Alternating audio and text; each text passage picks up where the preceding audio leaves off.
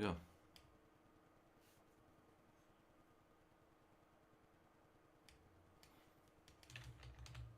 HH.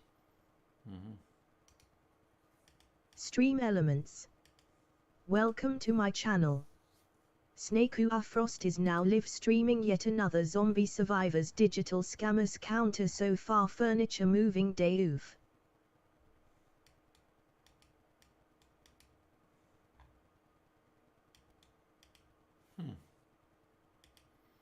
It's kind of interesting.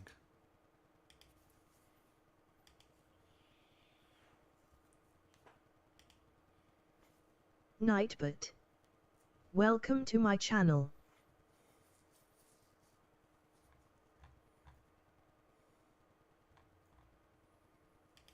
I know.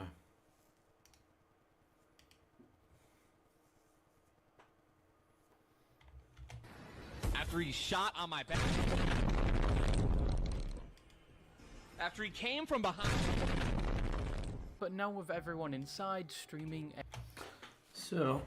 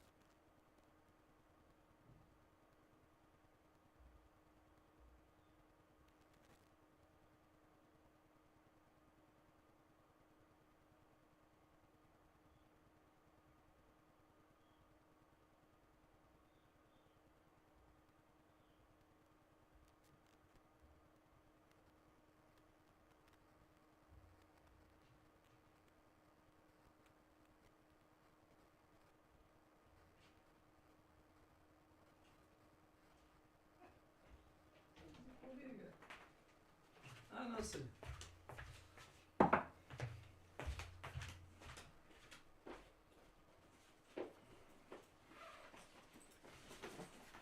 Quanta luminem, quanta isam, quanta luminem, quanta elam, iclata isoi lumi, che solarem.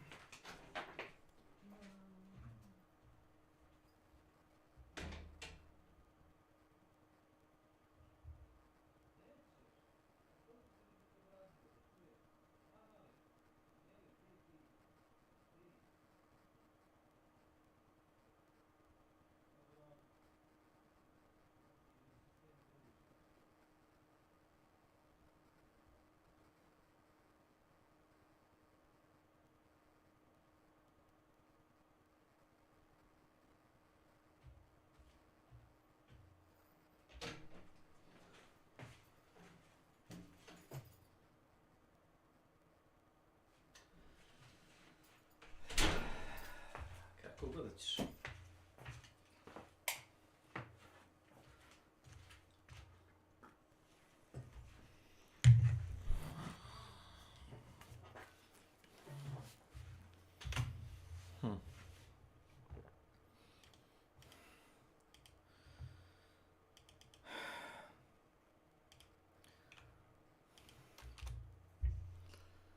Evo ti na.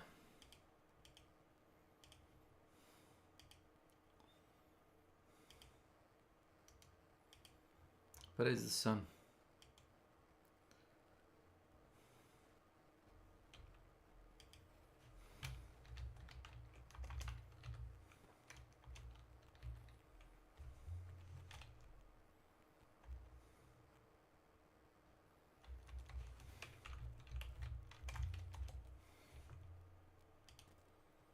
Evet. There we go.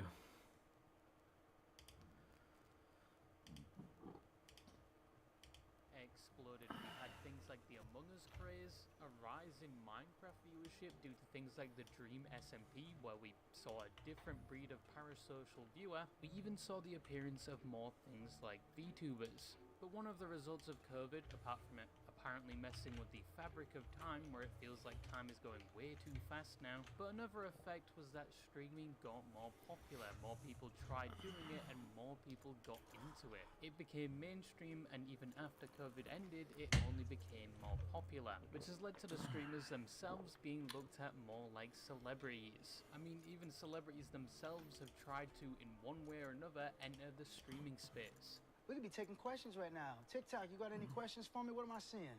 I'm saying, please come to Peru. You ate. Appreciate that. Love you, Brunito.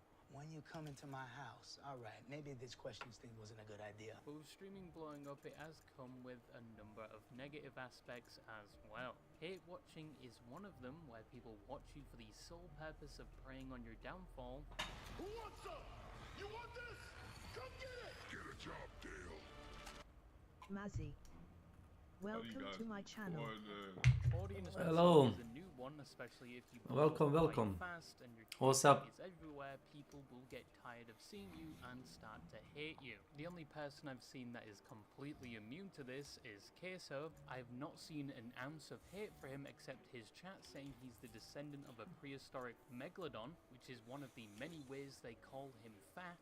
There's also a problem with clones, where especially if you get popular for a specific thing or niche, some may attempt to copy you or what you're known for to reap the same benefits. And all of which I just briefly described probably That's fine. folds to the streamer I'm going to be speaking about today. A streamer that Howdy, Eric. took over the internet to the point where How was your day? ages were watching him. You A still streamer hate that would teaching? each stream would get You over shouldn't. 100,000 You shouldn't. viewers, and a streamer that is quite literally a band card. Did you saw the video that I tagged you?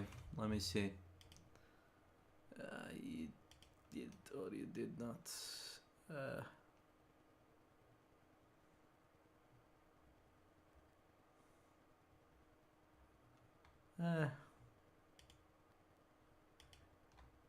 So Did you decide that it is point clicky or you watched it? I am genuinely interested. I am genuinely interested. There you go. Carbohydrate, the bent peanut. There's a new one though. For some reason, a bunch of Dr. Disrespect champion club members have been coming in. They like think since I'm big now, I'm encroaching on his territory or something.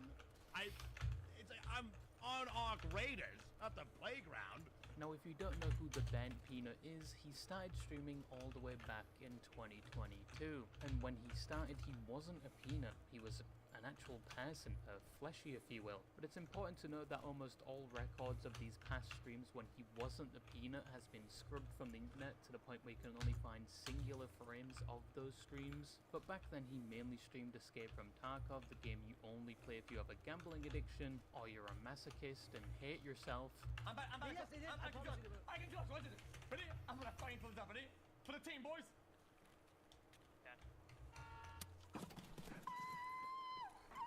My gunshot! Or, more commonly, you're a hacker.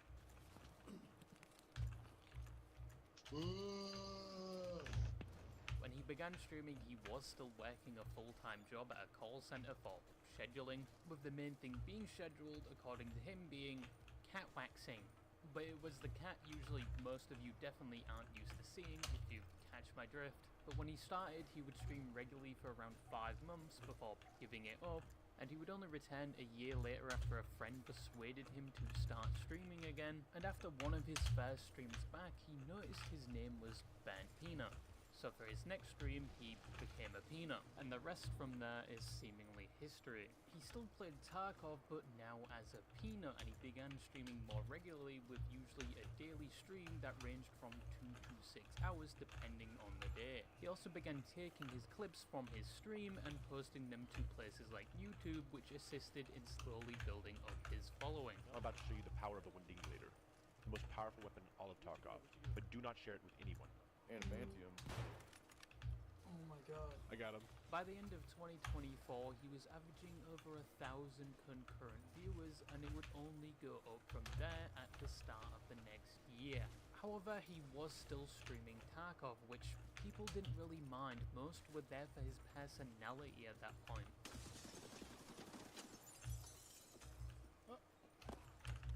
Fucking camping little bitch, pussy.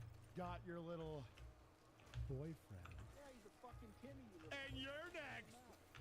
Yeah!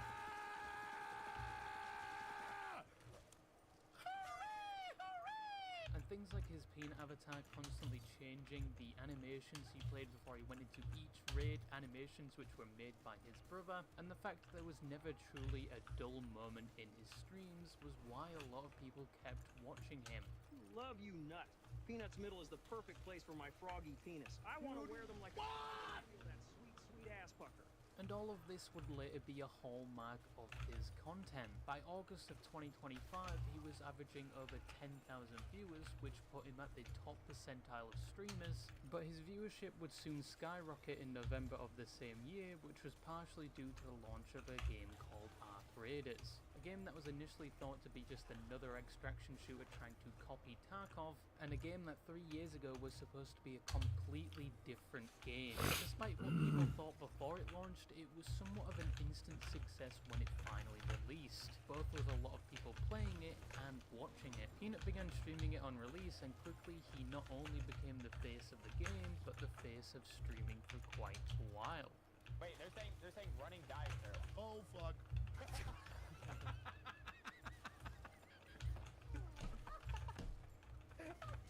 At At this point, you could not escape Peanut. He had broken outside the ARC Raiders category and become mainstream. Every platform either had a clip of his stream or a clip of someone talking about his stream. But with that many eyes on you, it almost becomes impossible to avoid controversy, either by people clipping you out of context, or even some people going all the way back before you blew up and sharing a clip of you saying a slur. I would get QD OLED. Oh my god, dude, what is it? What is up with this fat man? Oh shit. Oh fuck. Goddamn. He even got into a controversy for being nominated and winning the VTuber of the Year award, which pissed a lot of people off because they don't think he's a VTuber. I mean, he even thinks he's not a VTuber, he classifies himself as a PTuber, and after facing all of this backlash, he immediately started making jokes at the expense of the people that were mad at him. That's a VTuber right there. Listen up, 40-year-old man in a 15-year-old anime 2D VTubing suit.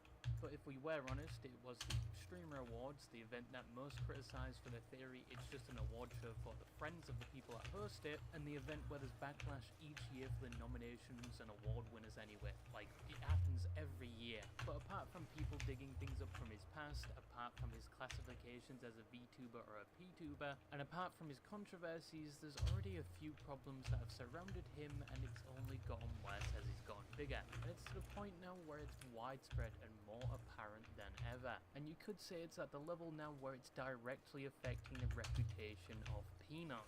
But what are these problems? Ooh, let's start on him. Well, sniff it.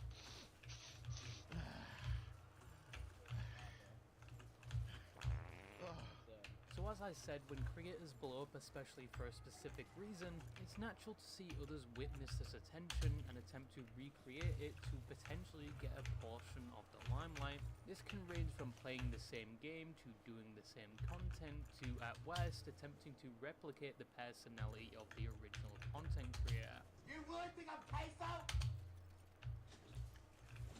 You really think I'm peso?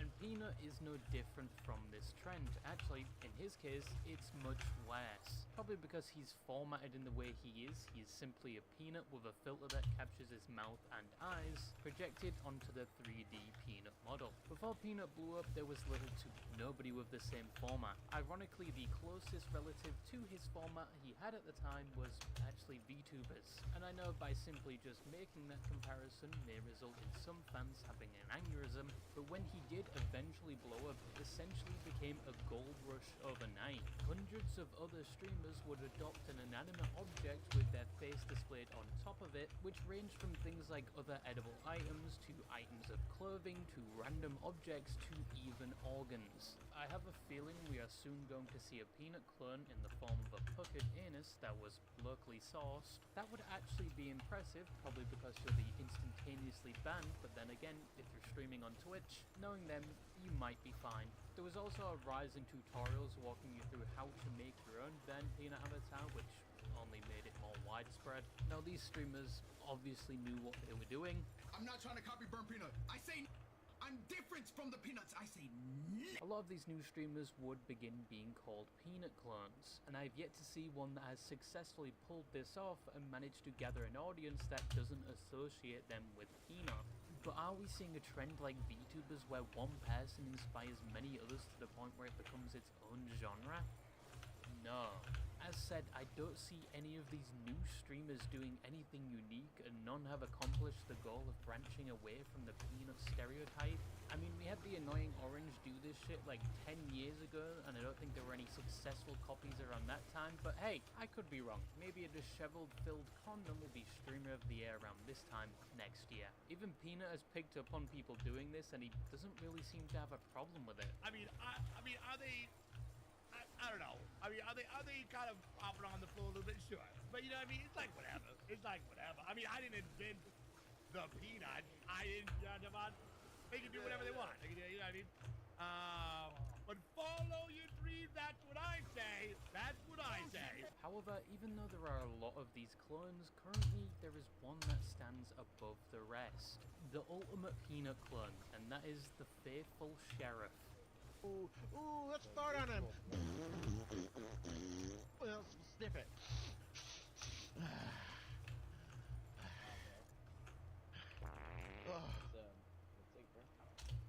We got it. He is the very definition of a peanut clone. He is what appears to be the inbred variant of the burnt peanut. He even has lore that relates to the burnt peanut. Where the story goes, he was turned into a peanut because he disrespected Peanut's friend, Gingy, which outside of the peanut he did actually do. He made a whole video saying she was boring, and apparently they saw that video and responded to it. But in the lore, after seeing Gingy disrespected, the burnt peanut would respond by using his peanut wizard powers to turn this guy into a peanut. That is his lore. Not you mean? Yeah, he turned me into a peanut, actually. That's why I'm a peanut. He turned me into one. He's my arch nemesis. But this isn't the first time the faithful sheriff has done something like this, because he was previously known before his rebrand as Dr. Witnesser, or as most people called him, Dr. Chud. And if it wasn't obvious, this was his attempt in trying to be a clone of Dr. Disrespect. Dr. Witnesser, thank you for the $10, Doc. I'm 20 minutes deep in some spice, hot, acidic, goosebump-driven diarrhea, and I ran out of toilet paper. I'm install 102 in the arena. Can you send Alex in to toss me a roll? Alex is not here today. You're shit out of luck. Bro, that was so worth it. He was quite infamously known around this time for one, constantly saying slurs. So, back in the day of the 1910 and 1800s, people would refer to black individuals as niggers. He was also known as the guy who told an 8-year-old child that Santa wasn't real. Hiker. Welcome to my channel.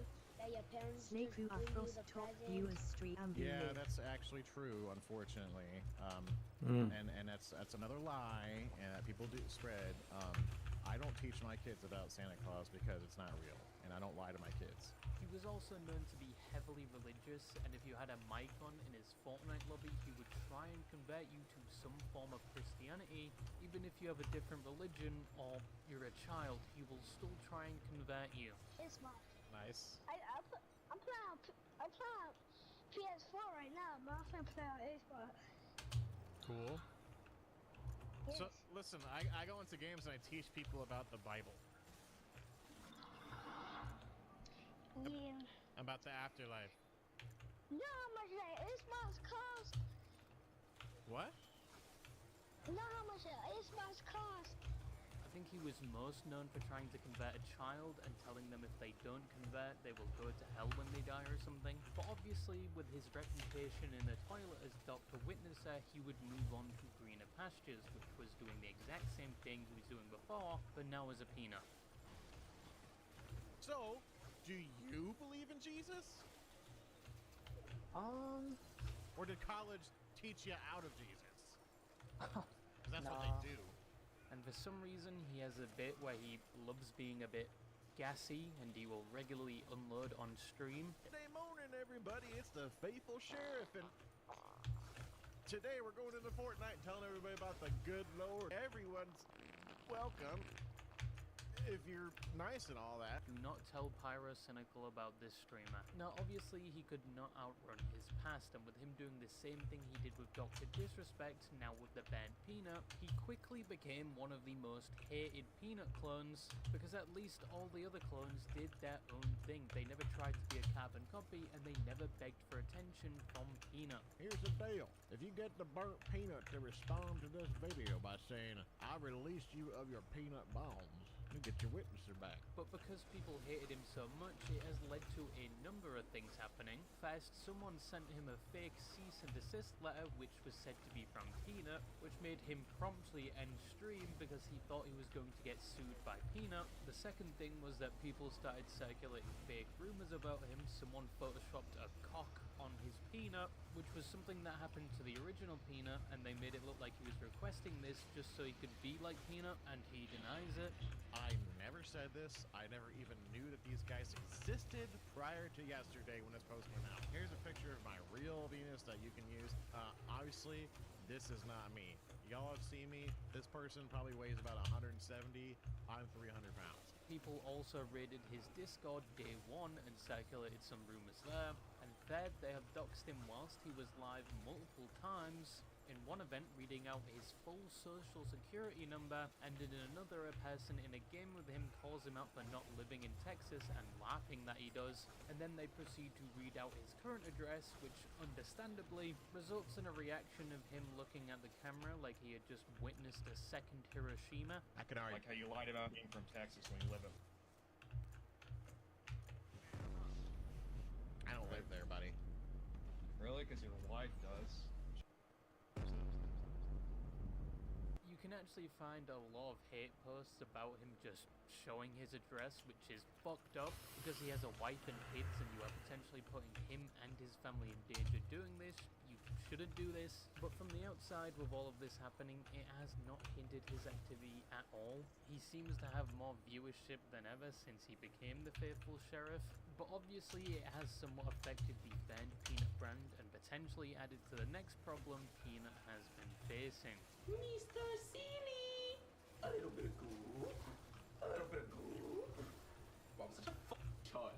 Now the last problem is something I mentioned at the start of the video, which is when you get as big as Peanut and you are basically everywhere on most platforms. I think even I've been barraged by Peanut clips on my beloved Instagram Reels. And although it's probably not just Peanut himself posting all over these platforms, it's also his audience. But regardless, it still leads to the same result, which is that people get quickly tired of seeing you and in some cases just start to hate you. But for the bent Peanut in this case, it's probably the fastest I've ever seen this happen because he only blew up like 4 to 5 months ago, and already both him, his audience, and even his catchphrases have been designated as cringe. Currently it's looking like the reputation of being a banned Peanut fan is probably on the same levels as being a has-been Hotel fan. I'm gooping it, This is the best part, Just wait. Hate for Mr. Nut is so forced because how can you hate him? He's just a silly little guy. Mr. Silly, too silly.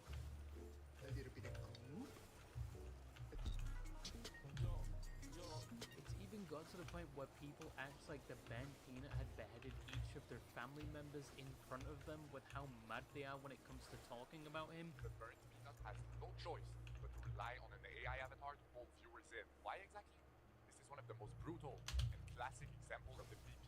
If he were to show his face on stream, he would get 0 viewers because his Philly drum is way too short. Even though you're not funny, you don't make your family laugh at the dinner table. I know you don't. What do you tell them? Yeah, I'm just a fucking peanut. I have a peanut mascot on, and I'll turn to the side and open my mouth. The kids love it, saying that, nigga, you are lame. It seems to have been a thing that only recently happened because some people are confused how he went from generally loved to now widely hated. Some have blamed it on the fans on the older side of his audience, more accurately the millennials, citing the videos of them unironically repeating some of his catchphrases. But come on, millennials got completely fucked when it came to the housing market. Let them have their fun. But was it down to the fans of the burnt Peanut that he's now considered cringe? I don't necessarily think so. Yes, there are a few posts I've seen that may have contributed to it, and I don't think it's down to the behavior of the burnt Peanut himself. He's been doing the same thing he always does. He hasn't really changed enough from what I've seen to warrant this shift.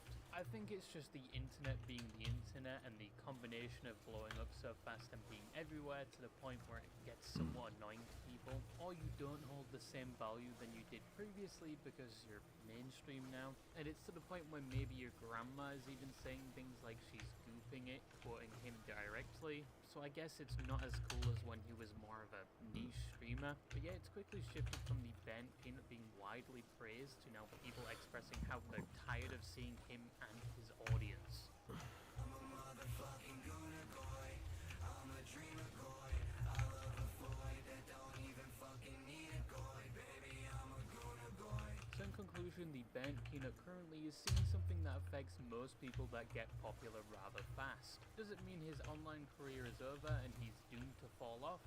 No, this will come and pass. A lot of the clones will, I assume, die off unless we do actually see what we saw with VTubers, where they do successfully branch away from being associated with Peanut. The criticism towards his content and fans is going to be around for a while. We are seeing a pack god-like situation with this, but people will eventually move on. However, currently the Peanut is doing fine. He's just as big and he's still one of the top streamers. Yes, these problems may have tainted his reputation and brand, but I think long term he'll be fine. But yeah, that's it. If you're using Linux to watch this right now, we get it, you're a femboy. But make sure to uninstall the French language pack. It's been causing performance issues for Linux systems. But that's all I had to say, and bye-bye.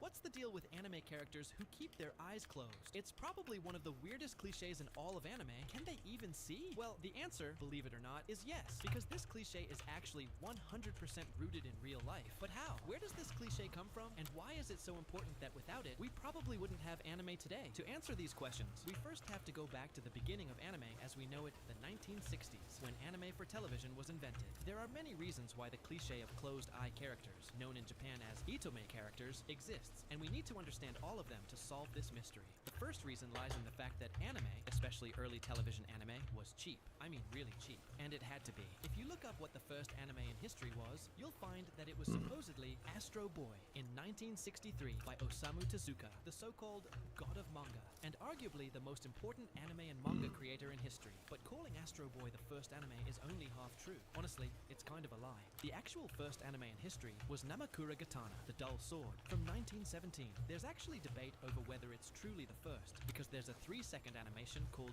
Katsudo Shashin that may have come before it, but that's a whole other can of worms. The important point is this: Japanese animation existed almost half a century before Astro Boy aired. So why do we say Astro Boy was the first anime? Easy. Before Astro Boy, Japanese animation looked very different. Not very anime at all, if you ask me. This came as a result of Japan's animation industry being very small at the time. The top dog in Asian animation wasn't Japan, but China. So Japan was essentially copying what its older brother was doing. But after China's Cultural Revolution, where the country basically collapsed and its animation industry went down with it, Japan tried to fill the void. They desperately wanted to be the new leader in Asian animation, and boy did they try, and boy did they fail. At least financially, they lost a lot of money. So when Astro Boy came along, there wasn't much interest in funding new animation projects, or at least there was no interest in funding theatrical releases. But at the time, there was this relatively new technology called TV. Not everyone had one yet, but it was a quickly growing market that needed new content to fill broadcasting hours. Tezuka thought maybe there could be something there, and he was right. A TV channel was interested in funding an animation project, and Astro Boy would be seen by everyone in Japan.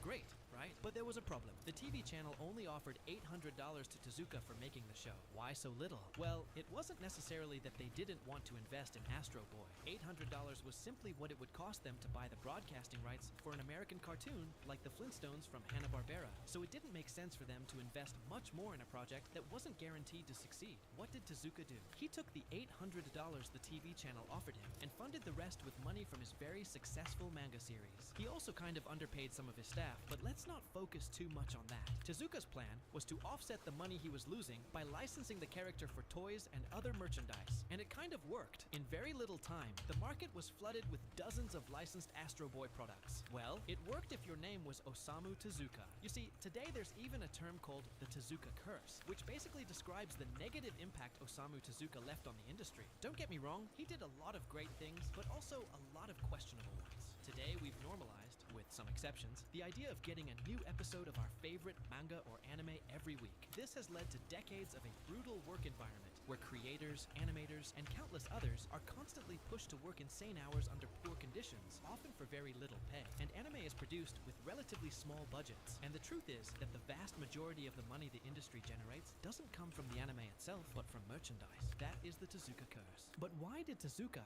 the so-called god of manga and father of anime, accept or create this business model? Well, the guy had an unhealthy relationship with his work. He practically lived in his studio and only occasionally went home for short periods to see his family. Literally, his last words, spoken to a nurse in the hospital, were, "I'm begging you, let me work." But don't get me wrong, Tezuka was aware that making a new 20-plus minute anime every week wasn't possible with the animation techniques and technologies of the era. His original idea was that they'd have 2 or 3 months to make an episode, air air it, then have another 2 or 3 months before delivering the next episode. But obviously, this wasn't what the TV station wanted, so it was either make an episode every week with the scraps of money they gave him, or not TV make anime at all. And, for all the criticism you can level at the man, if he wanted to do something, and his heart was in it, he was going to find a way to make it happen. And he did, for better or for worse. At that time, the animation standard was what's known as full animation, which basically means making an animation with many drawings to create fluid movement, what you see in Disney movies. But as you can imagine, more drawings means more time,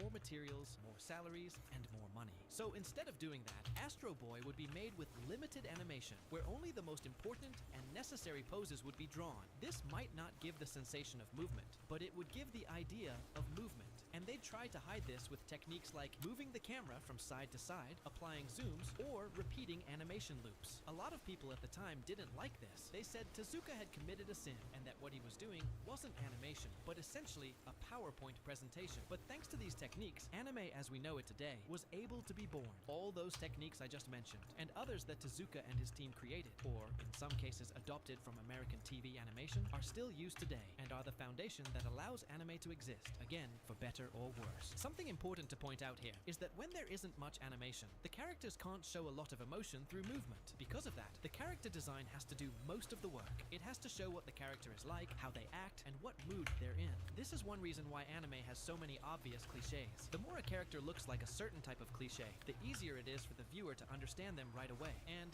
the less work the animation team has to do. For this next part, I have to go back to Hanna-Barbera and the Flintstones. Did you know why Hanna-Barbera designs look so simple? They're very rectangular, and the backgrounds are very simple. Well, that's not because they were lazy. It's to save money, and due to the limitations of the era. You have to think about the fact that televisions back then were very small, and usually came attached to huge furniture, which made them difficult to move. You couldn't count on the viewer being very close, because the idea was for it to be watched in a group or with family, so everyone had to be far away to let everyone see what was happening on screen. And as if that weren't enough, everything was in black and white. HD didn't exist back then, so the quality wasn't exactly good, and the little quality there was couldn't be relied upon. If the viewer was too far from the antenna broadcasting the signal, was in an area full of mountains or trees, or the weather wasn't great that day, the image would lose even more quality. So you had to design your characters around these limitations, hence the Hanna-Barbera designs. They're big, relatively expressive, and easy to distinguish and see due to their simple designs with exaggerated features. And by the way, most of this also applies to the manga industry, which is where most of the stories that later become anime come from. It's not exactly the same, but things like tight deadlines, limited technology, and the fact that manga was made in black and white, etc., still had a big impact on how the industry developed. So if, for example, you had a fat character who was so fat that body fat covered their eyes, or someone who was very sleepy and could barely see, or was very relaxed, it's very possible you choose to draw them with closed eyes, represented by 2 lines to give the clearest idea of what the character was about or what he was doing. And in the process, you could save some money since you wouldn't have to animate the eyes. If you know anything about character design, you know that sometimes the eyes are the hardest thing to draw because they can make or break the illusion. I mean, just take Luffy from One Piece and move the eyes a little bit, and the character gets ruined. Now, as you may have noticed, the fat guy, or the sleepy one, isn't the kind of character we usually think of when we talk about a closed eye character. Normally, they tend to be very smart, cunning, often with double intentions and an air of uncertainty where you don't know what they'll do next. You know, kind of a trickster character, not that different from someone like Loki in many cases. This is very different from how this cliche was used in the 60s. So when did the change happen? Now, before I answer that, I want to share a small theory of mine. If you look at works from the 1960s and 1970s by artists like Leiji Matsumoto and other influential creators of that era, you'll notice something interesting. Many of their characters have very small eyes, sometimes drawn as nothing more than tiny dots. My theory is that, at the beginning, both the closed eye design and the dot eye design were used to express the same idea, a character with small eyes. Later in the video, I'll explain why I have this theory, but for now, I'll ask you to trust me on this one. As the industry evolved and cliches started mixing together, the closed eye version became the dominant one. I haven't been able to confirm who started the closed eye cliche first. A lot of old manga is simply lost to time, never scanned, never translated. So for now, it remains a mystery, but keep that dot eye connection in mind, because it becomes relevant as we piece this together. Well, to understand that change and finally answer this question, we need to understand 3 key points. The first is Japanese beauty standards. Don't ask me why. To be honest, I don't know. But the Japanese and several Asian countries consider double eyelid eyes to be extremely attractive. One example of this in anime is in Skip and Loafer, where the main character Mitsumi, who is treated as an average girl in the show, has single eyelid eyes that most Japanese women usually have, while the character Yuzuki, who is supposed to be this extremely gorgeous girl in the show, has double eyelids. So as a result of this beauty standard, you can go to older anime and manga and find female characters that have those closed eyes, or at least almost closed eyes, to represent the idea that they have double eyelids. But still, that's not quite the cliche, right? There's no danger in those characters like in the case of Jin from Bleach or Ling Yao from Full Metal Alchemist Brotherhood. You know, there's not that scene where you see them open their eyes to let you know things got serious. Which leads me to my next point. When you're dealing with limited animation or a black and white manga, you have to use any trick you have up your sleeve to make the biggest impact on the viewer. And having a character who never opens their eyes suddenly do so creates a lot of impact in a very easy to understand way. For example, I really like Saint Seiya, Big Shock, and I know most of you have never heard of it because it never caught on in English-speaking countries the way it did in basically the rest of the world. But in Saint Seiya, there's this character called Shaka, who is literally said to be the closest one to God and has this whole Buddhist theme. Shortly before his fight with the main characters, we're told they must not let him open his eyes or they'll die. I can't explain to you how much this marked 5-year-old me, and not just me, but the entire fandom. To this day, Shaka is always in the top 3 most popular characters of a franchise that, I should note, is not small by any means. And I think this whole cliche of the powerful character who has their eyes closed actually comes from Buddhism. I mean, Buddha is typically depicted with his eyes closed, and Buddha is an important pillar of Chinese culture, and as such, it had a big influence on martial arts movies where you can see the cliche of the master with closed eyes, probably implying that they're so wise and powerful that they don't need to see to feel the energy of things and know where everything and everyone is. And what do you know? The biggest genre in anime, Neketsu, battle shonen, like One Piece, Naruto, Demon Slayer, etc., are influenced by these types of stories. Dragon Ball and Fist of the North Star, arguably the 2 stories that created the genre, are literally based on martial arts movies. But all this still doesn't explain how the whole trickster thing got started, how this cliche became actually popular, and maybe more interestingly, how these characters actually see. Because as I told you at the beginning, if they existed in real life, they would be able to see, because they're actually based on real life. And not only that, but on something that everyday Japanese people are familiar with. And I bet you yourself are too. You just haven't realized it yet. And now, we are finally at the last point. To explain this, we need a quick geography and topography lesson about Japan. The map on screen shows Japan's mountains. The brown areas are mountains, and the white areas are flatter. If I asked you where most people in Japan live, what would you say? If you answered the white areas, you'd be right. And if I asked you which 2 parts of Japan have the biggest populations, which would you pick? If you chose these 2, congratulations, you get a gold star. Enjoy it. A large part of Japan's population lives in those areas because they're relatively flat and close to the coast. These regions are called Kanto and part of Kansai, and they're important for this reason. In Kanto, where most people live, you'll find Tokyo, Japan's capital, and in Tokyo are the districts of Suginami and Nerima, known as the birthplace of anime. That's where Toei Doga, now Toei Animation, was founded. The studio behind One Piece, Dragon Ball, Sailor Moon, and many others. Mushi Production, Osamu Tezuka Studio, and the creator of Astro Boy, remember him from earlier in the video, also started there. Later on, other major studios like Madhouse, Sunrise, Bones, and many more were founded in the same area. This means that all these animation studios were very close to each other. Because of that, 2 things happened. First, they often shared the same workers, and second, if one studio made something popular, the others copied it pretty fast. On top of that, the anime and manga world has always been very driven by trends. In fact, the manga industry is so focused on what's in that there are magazines made for extremely specific niches. It's common to hear stories about editors pushing manga creators to keep up with whatever is popular with new generations. Clothes, video games, and so on. And not too long ago, there was even a strong taboo against making stories set outside Japan. Editors believed that if a manga took place in another country, it would fail simply because it wasn't considered trendy. Anyway, we normally think of the anime industry as this big Japanese industry that represents all of Japan. Now even more so that anime is becoming a big mainstream global phenomenon, with each Demon Slayer movie making the GDP of a small nation. But the anime industry, being this big industry, is something relatively new. With the exception of the biggest shows like Sazai-san or World Masterpiece Theater, for most of its history, this wasn't true. The anime industry, or at least the kind of anime we think about today, shows targeted to otakus, high school settings, fan service, big action scenes, cool robots, dark themes, and so on.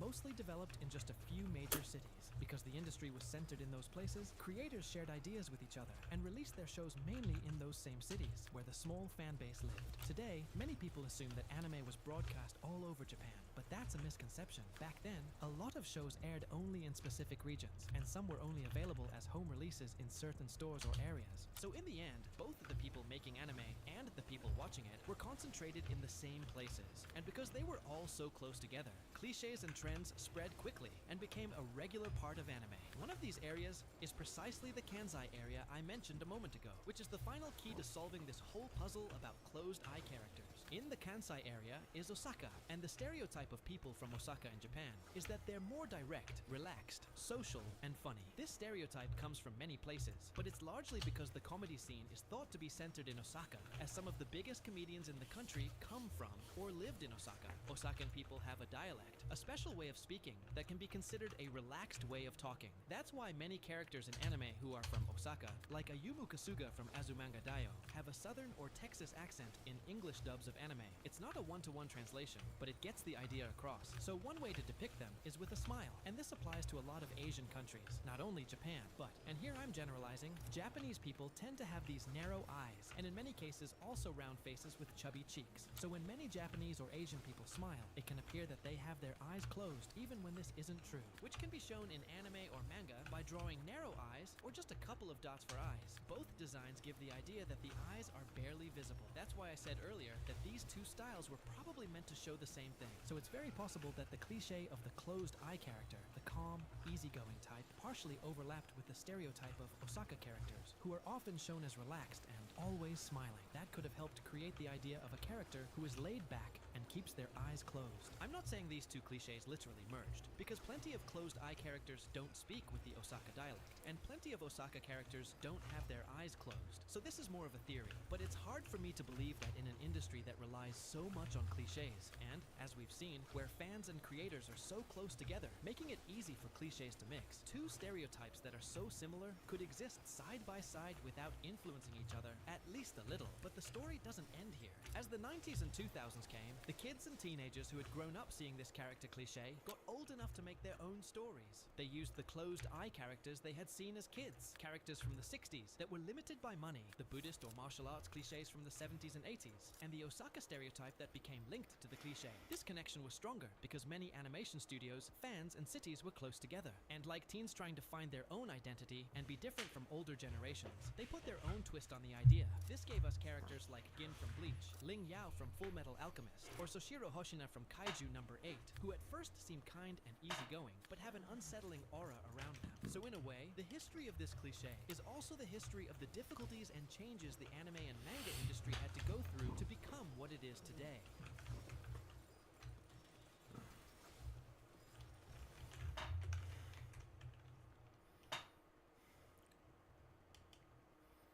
Have you ever encountered a fan theory that you know deep down isn't true, but you pretend it is because it makes too much sense? There's the theory that the Animal Crossing games are all secretly dark tales about being indoctrinated into a cult.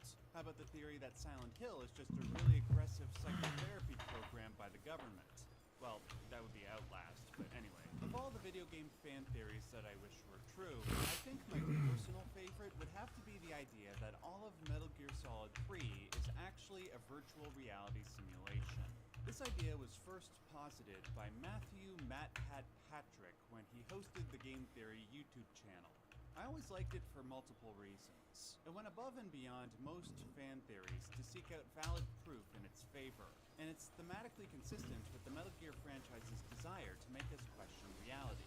In fact, it was such a good theory that in the past decade since it was first posited, I've noticed that a lot of Metal Gear fans have simply accepted it as facts, which is precisely why it became the most controversial of all the Metal Gear fan theories. After close examination of the facts, I and other Metal Gear fans have come to the conclusion that the theory is incorrect, or at the very least, highly questionable. And I want to settle this matter once and for all. But instead of just your average debunking, I actually want to credit Matt Pat's theory for pointing me to an even deeper truth about the Metal Gear franchise that I wouldn't have arrived at otherwise. Before I get into all of that, remember to hit the like button if you end up liking this video. The YouTube algorithm has actually been rewarding liking and commenting a lot more lately, so doing that helps a lot. Now let's get started by reviewing the MGS3 is VR theory and the evidence in favor of it. In short, the character of Venom Snake from Metal Gear Solid 5 was subjected to a VR simulation of the events of Operation Snake Eater, and that simulation was what we experienced as gamers when Metal Gear Solid 3 released back in 2004. This was a part of Venom Snake's conditioning so that he could become Big Boss's doppelganger, which was done in addition to things like hypnotic suggestion and plastic surgery. In order for Venom to fully believe he was the legendary soldier, and for the rest of the world to believe the same thing, nothing could be more effective than having him relive the mission that birthed the legend. The primary pieces of evidence in favor of this interpretation are as follows. At the beginning of the game, Snake takes on the virtuous mission, the op that would precede the aforementioned Operation Snake Eater. When Snake first hears the title of the mission, he thought he heard his commanding officer, Major Zero, call it the virtual mission. The implication, supposedly, is that all the events that are to follow are virtual reality. Otherwise, what reason would Snake have to say that line? Next is the time paradox argument. When Snake dies, or when he kills a character like Ocelot, who appears in future Metal Gear games, he will get a game over state where the words time paradox appears on the screen. We will then hear the voice of Colonel Roy Campbell say out loud, "What have you done? This supports the VR interpretation for two key reasons. One is that the game suggests knowledge of events that have yet to happen, many of which require Snake and Ocelot to live, and the other is the fact that Roy Campbell shows up at all.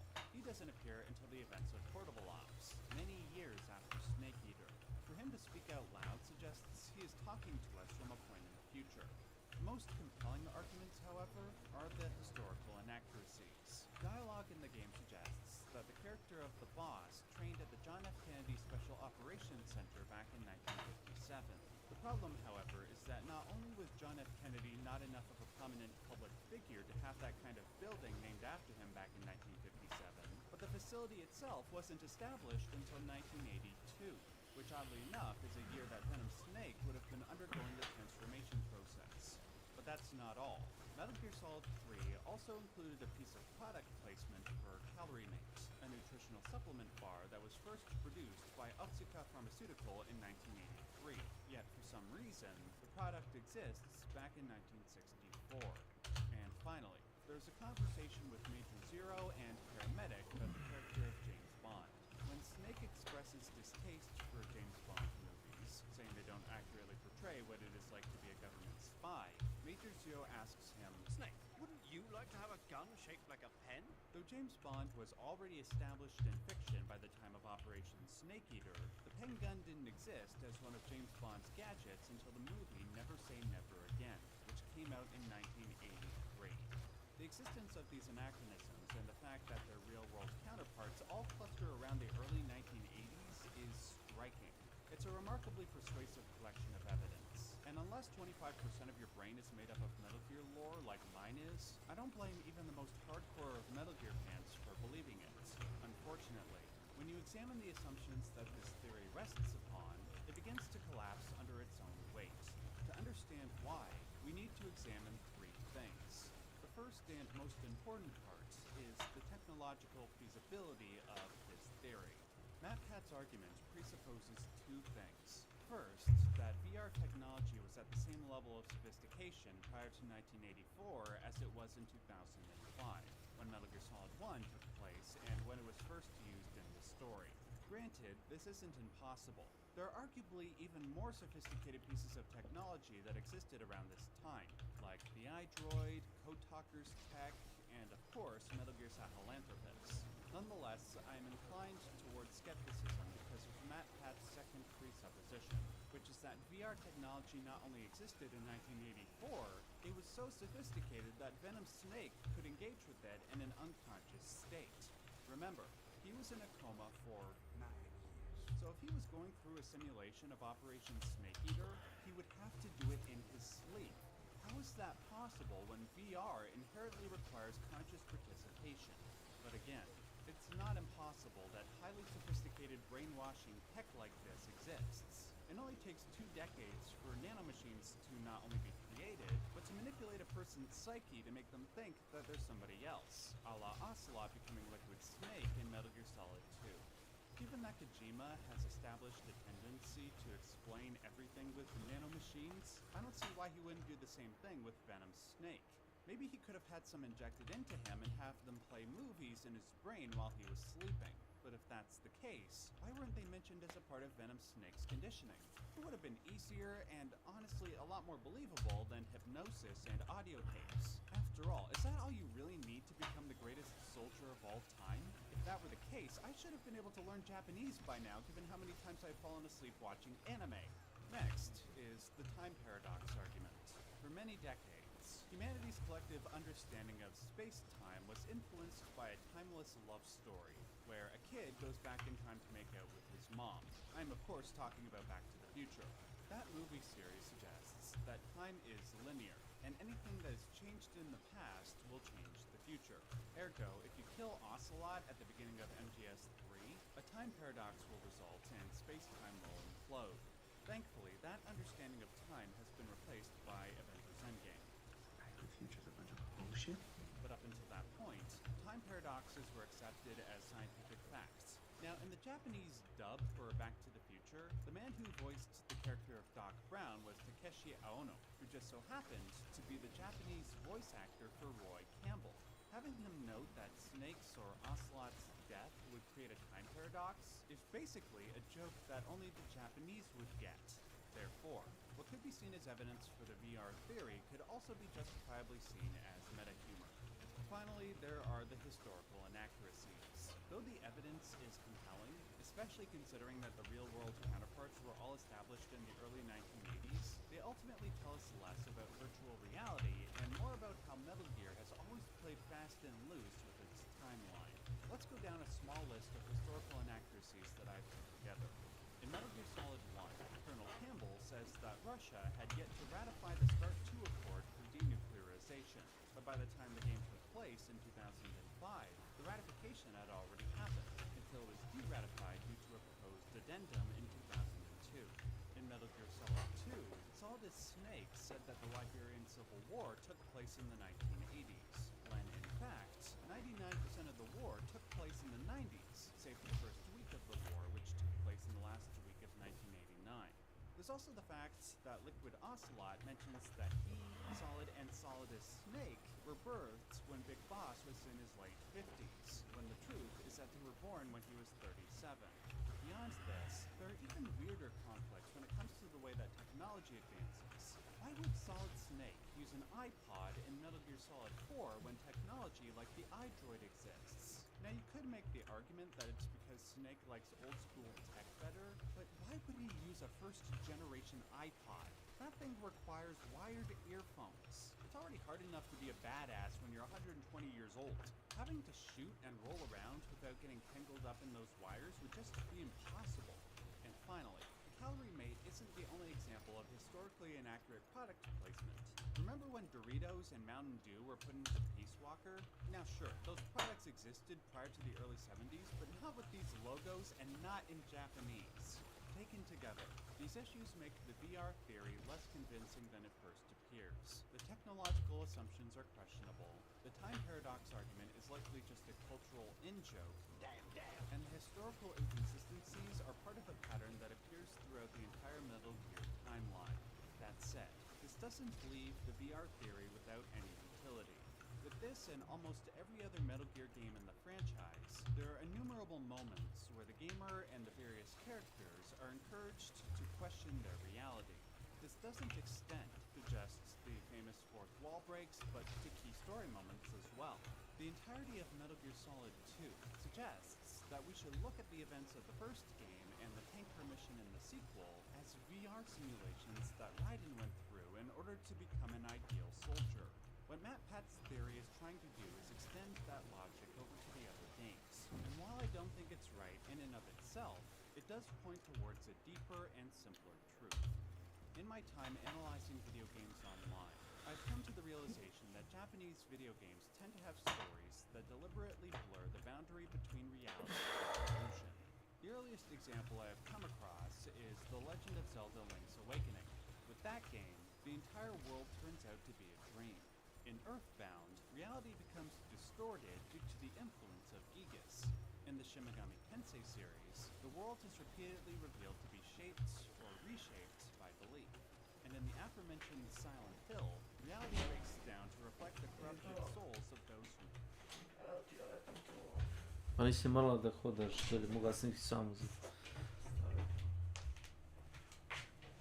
Stalo na stranu?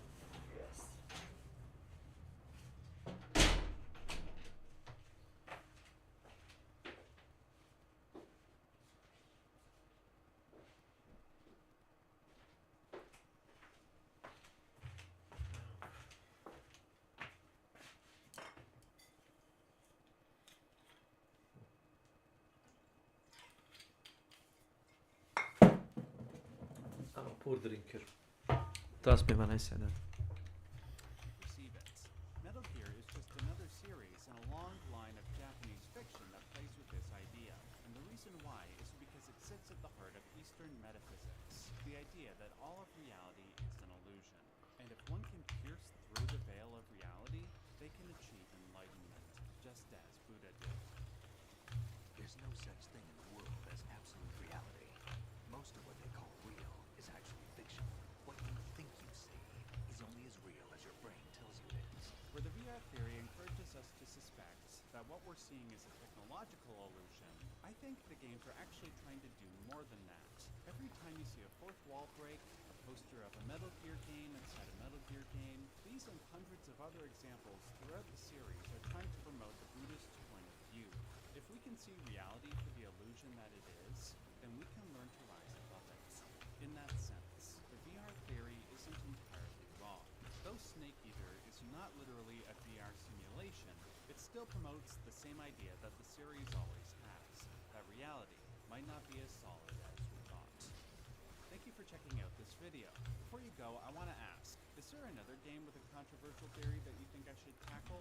I'm thinking of turning this into a series, seeing that you guys like the controversial theory videos I did for Silent Hill and Zelda, which, by the way, you can check out by clicking either of them on screen now.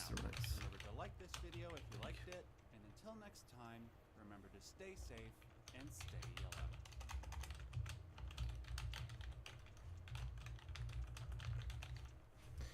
There you go.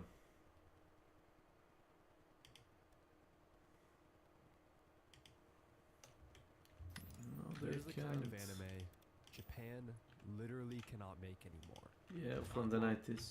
Can't. And these types of anime will never be made ever again.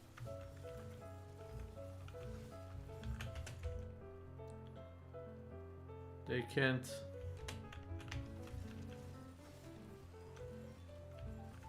The ominous ambiance, the ethereal scenery, the beautiful grotesque violence is something that Japan cannot produce in the same capacity. These shows were born in a window of time when studios had too much freedom, too little oversight, and just enough madness. And then one day, they disappeared. So there's just one thing I gotta know. What the hell happened to them? What killed this breed of anime? What changed so drastically that something this bold, this strange, this specific just stopped being made? Why do they feel like relics from another dimension? First, we need to figure out what these shows even were. And by the end of this, not only will you know exactly what kind of anime I'm talking about, you'll have a list of the most must-watch shows from this generation.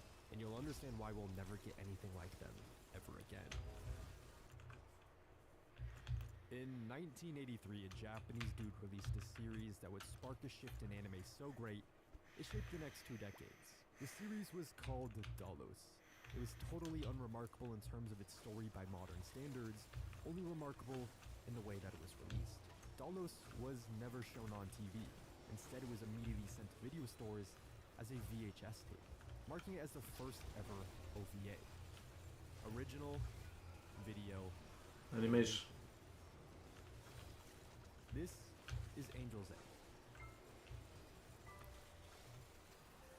After Dallas shocked all of Japan in 1983, studios quickly followed.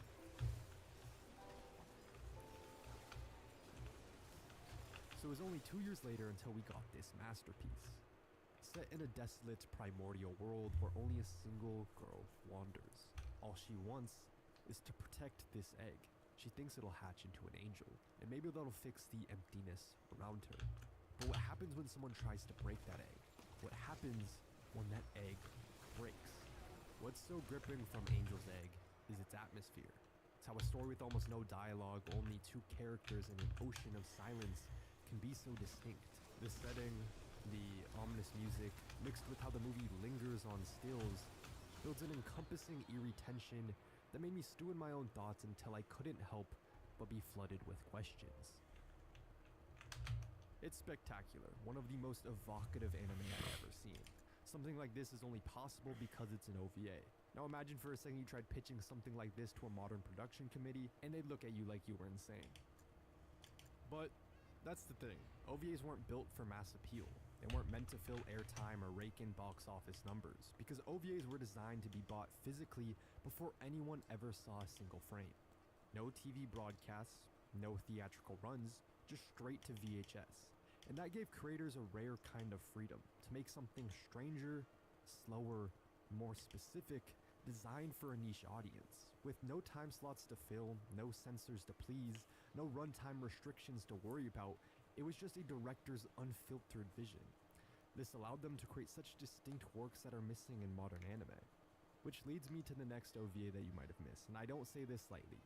It might be the weirdest, most visually unhinged thing I've ever seen. Meet Catsup, an experimental short film released in 2001. It follows the story of these two cats in particular, where this one tragically passes away. And while her soul is leaving her body, her sibling does everything he tried in one scene. Meet Catsup, an experimental short film released in 2001. It follows the story of these two cats in particular, where this one tragically passes away. And while her soul is leaving her body, her sibling does everything he can to stop it. Anyway.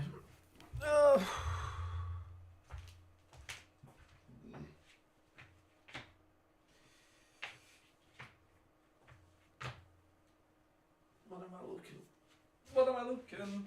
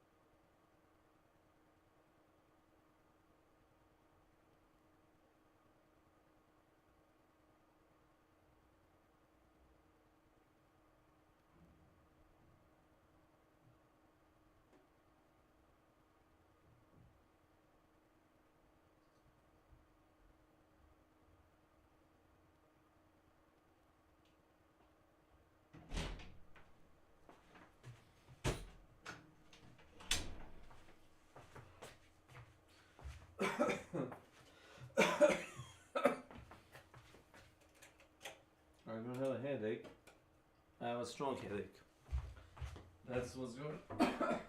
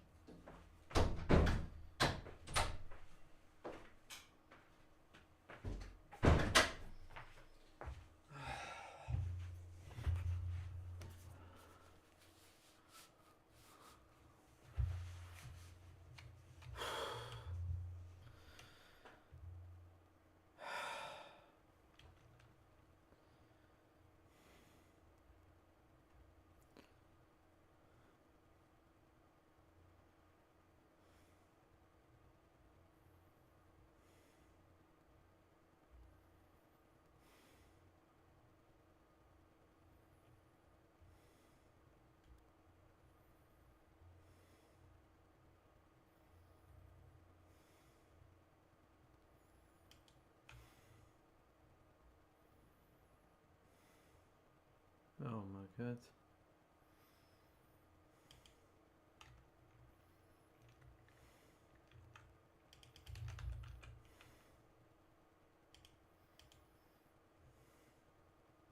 Welcome everybody to Space Rock Breaker. This is a short incremental resulting in her soul splitting in two, which leaves his sister as a husk of her former self. So he goes on an adventure through the land of the dead to try to bring her back to how she once was. It sounds dramatic to say, but this might genuinely be one of the weirdest, most original things I've ever watched. Experiencing a surreal, dialogue-free film centered around these two characters that's filled with existential imagery of a world collapsing in on itself is not something I could have ever expected. I mean that in the best way possible. The series is a perfect example of how wildly experimental an OVA can be. It has an awkward runtime of 35 minutes, it has no dialogue, it has these stupid looking cats as the main characters. It's the kind of thing that would never get greenlit today. Likewise, I'd be shocked if you could find a current series as unapologetically provocative as this comedy OVA masterpiece. Now, Golden Boy is almost the OVA of OVAs to be watched.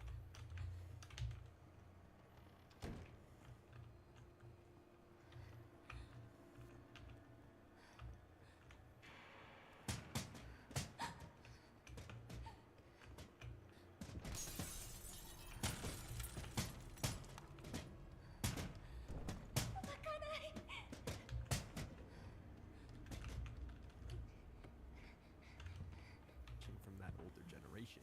It came out in 1995 with a dub that rivals the legendary titan of comedy anime dubs, Ghost Stories. Think of a big black man chasing you! Well, he's not racist. Golden Boy is a show that embodies the let's all get fucked up and watch the show at 3 a.m. and laugh our asses off. Its formula is simple. New episode, new job, new girl, Kentaro starts tweaking out. It usually leads to chaos and life lessons. Nothing groundbreaking here. But here's the thing, it didn't really need to be.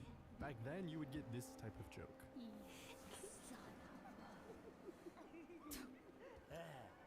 Now, you get something along the lines of this.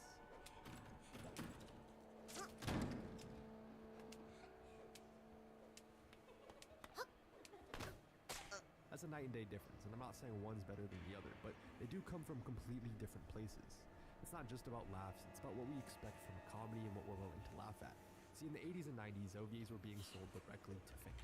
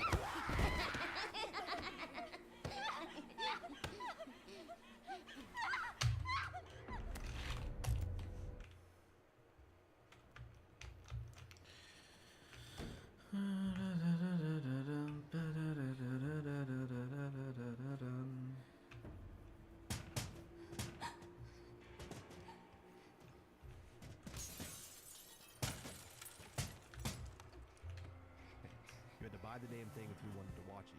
Which means the only people watching these shows were the hardcore fucking gooners who could only think about anime titties and spending money on that shit. So, of course, studios weren't trying to hit mass appeal. The masses literally couldn't watch these things. Instead, what rose to the top were the weird, the provocative, the unforgettable. And that's why you get jokes like this. Oh, you're so naughty! That's comedy gold to them. Today, with anime on every streaming platform, creators are thinking broader. Anyone can watch anything, anytime, anywhere. So creators aim for a wide appeal. And because OVAs were targeted at very specific demographics, you don't see a lot of tropes you're used to in modern anime. No high school settings, no power or friendship speeches. Instead, you get stuff that's cut from a more unique cloth. And well, because of who...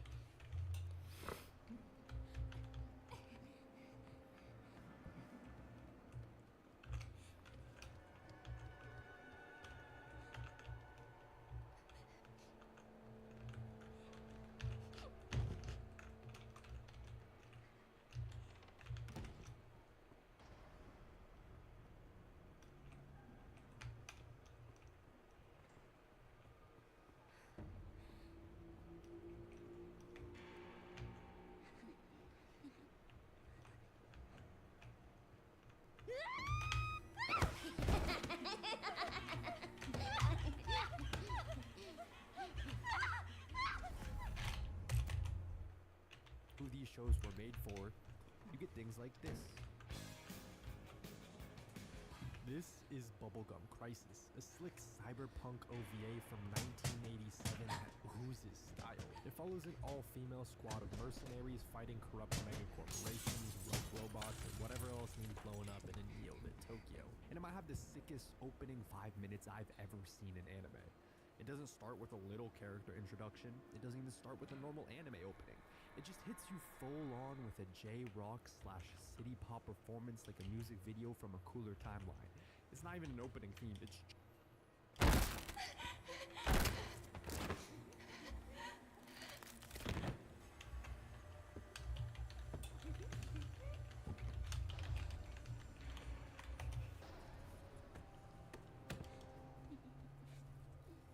What is up, guys? Zach and I. Sneaking in, it's learned by repetition stealth, basically. Is that Sherry? Are you Sherry? I don't. Getting a time explaining. Okay, now they're gone. Finally getting new information. Well, what? I don't know either. Sherry around. I feel like I guess we're Am I supposed to go back up?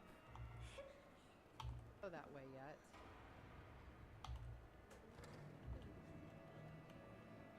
I don't know what to do. Look, I don't know what to do. well, it doesn't want you to go that way yet.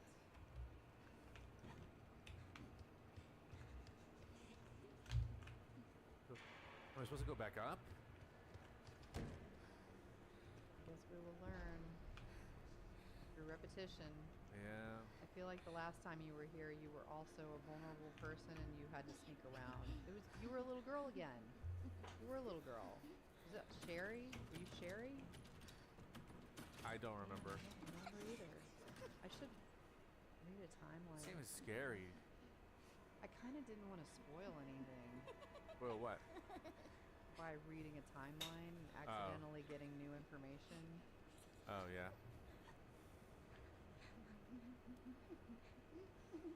Like with somebody retroactively explaining Yeah. things from this one.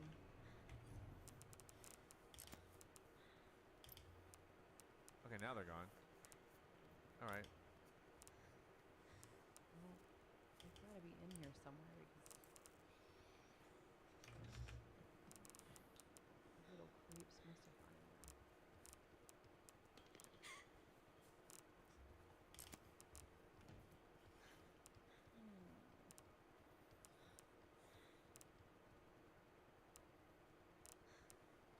I don't actually like gameplay like this.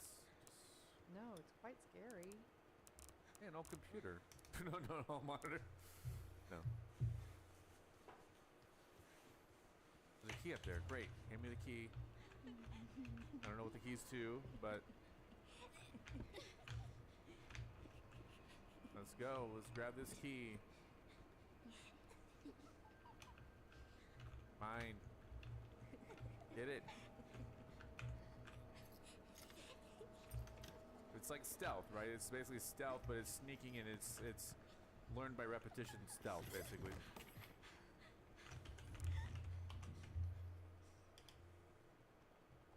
Just a song. Because why not? You would never get anything like that today in anime. Or how about Wicked City? Now, this one's for more real degenerates. The basic setup is this. There's a barrier between the human world and the demon world, but it's getting weaker, and demons disguised as people start leaking into the human world. And let's just say, if you take the wrong girl home from a bar, you might not be waking up. You're catching every demon STD known to man and dying with zero dignity. So it follows a stoic demon hunter and a demon woman after a task of protecting this man who overstowed that barrier. It's sleazy, it's stylish, it's a little fucking sexual, but I gotta be honest, there's still something cool about it. Not because of the weird sex pest energy, but because it's bold. It was made with an audience in mind that doesn't really exist anymore. An audience that wanted violence, horniness, and some of the sickest hand-drawn animation you've ever seen. Every time I saw this scene, I was like, I love this stupid Carmen. Now there's one more type of OVA that we need to talk about. I'm talking about OVAs born from early hype. When a manga was so gassed out of the gate, studios couldn't wait. They just had to cash in, even if it meant rushing out tiny, half-baked adaptations way before the story was ready. Like Gunsmith Cats. It follows Rally and Minnie, two girls who run a gun shop by day and are bounty hunters by night. But here's the thing, the OVA isn't even a straight adaptation of the manga. It's an original side story. However, it's still pretty damn good. It's cute, it's fun, it's got some absolutely fire animation, and the opening looked so damn good. But when you watch it, you can feel that it's just a glimpse of what the full story could have been if it ever got a proper adaptation. Then there's also Yokohama Shopping Lot, a quiet, reflective series set after humanity's decline in a post-cataclysmic world. It just follows a robot girl, living peacefully among the remnants of a fading world. It's cozy. It's slow. It's the anime equivalent of sitting on a porch with a cup of tea and watching the sunset. And it's so good precisely because it doesn't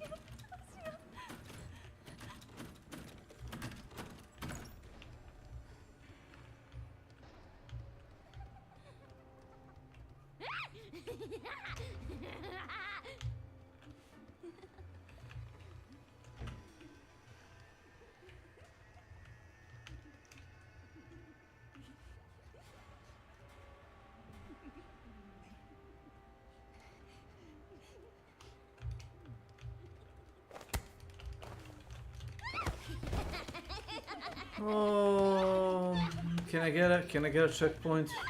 Can I get a checkpoint?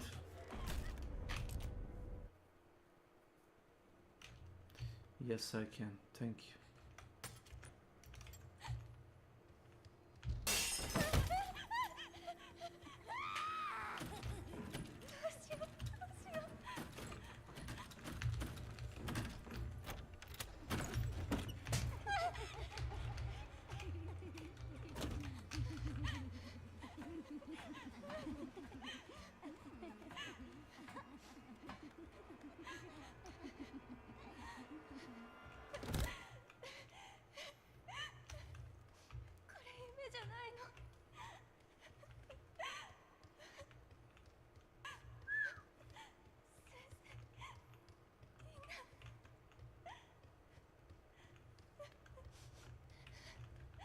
Teacher, everybody.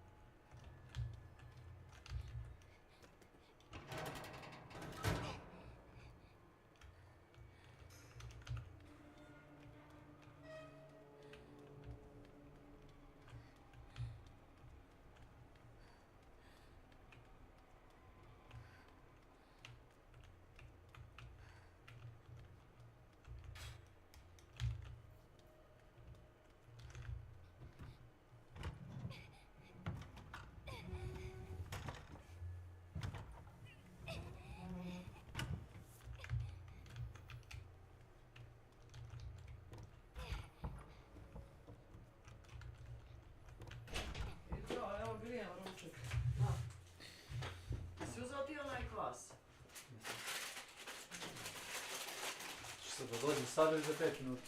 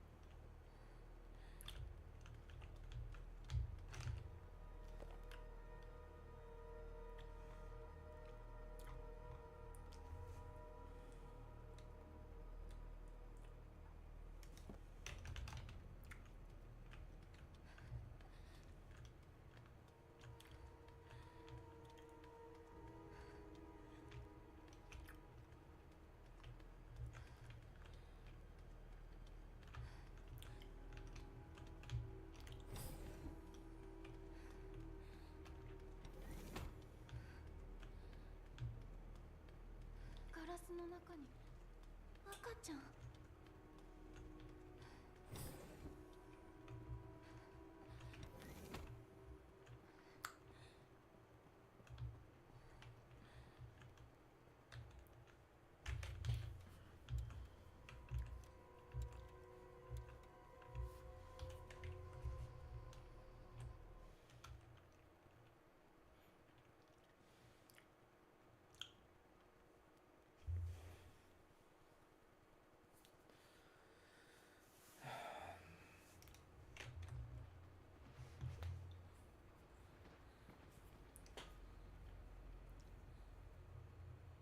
スペンサーの鍵を模倣できなかった。だが本物の鍵、お前を手に入れた。エルピスはアークで解放される。そこへ行こう。今座標を送った。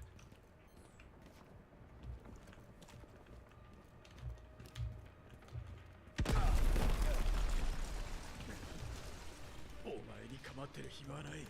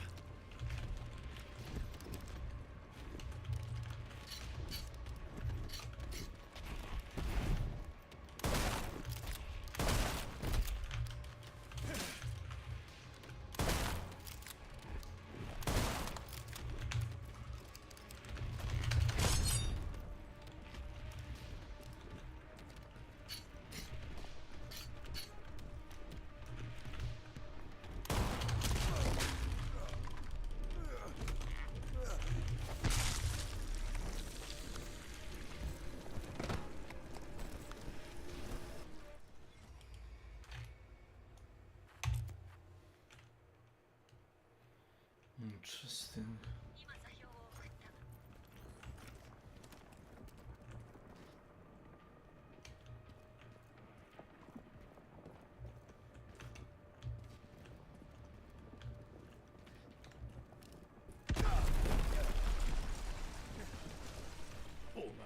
ってる暇はない。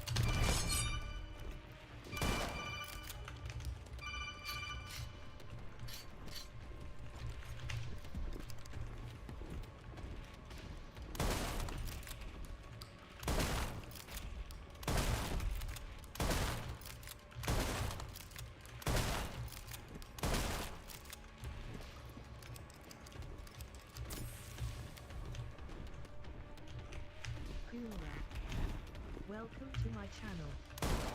Hobby SEC.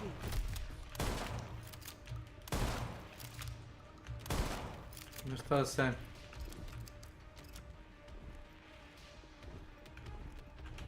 Imam obaveza danas. Ajmo ovako da kažem lepo, pošto me boli glava od vremena. Imam obaveza danas. Ako imaš imalo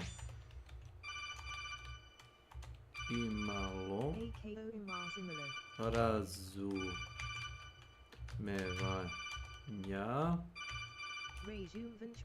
to ti je dosta sutra. Žao mi je, ne mogu da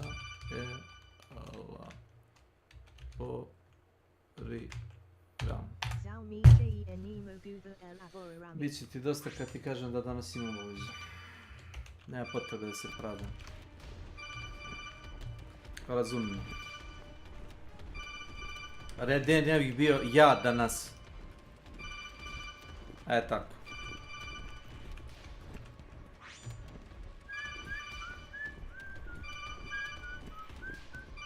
Ne bi da se objašnjavam, ako planeš da me špiniraš i ispituješ, to je iz tvoj problem. Vidio.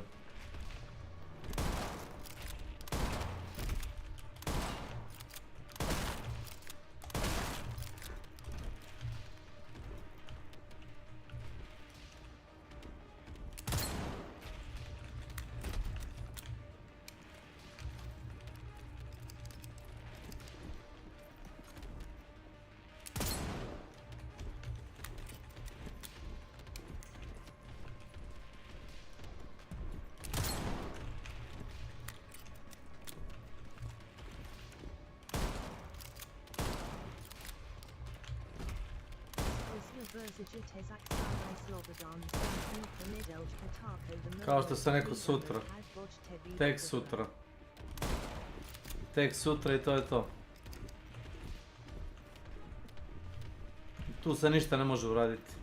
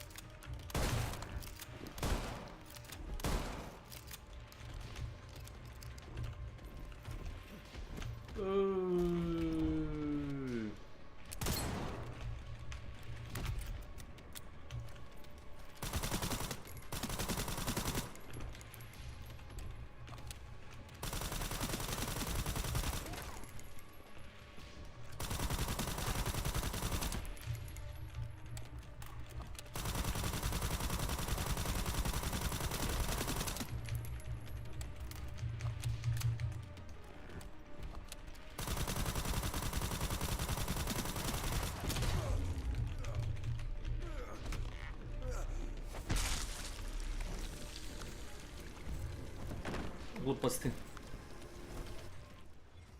Probao sam. Yes, my only option is to run away like a pussy. Yes. Let's run away like a pussy.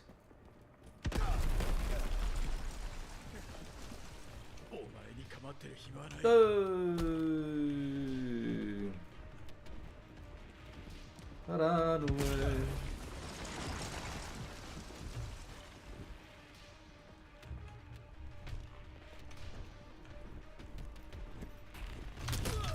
Gdje?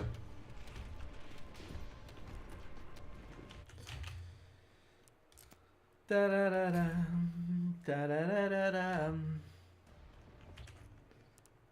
Challenges.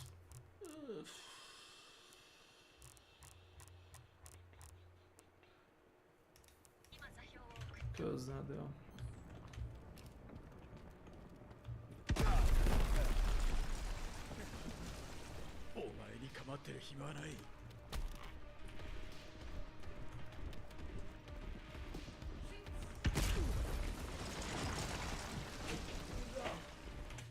Aj ti dođi mu sakija da jedeš. There are tons of OVAs like these. Šta da radim, da?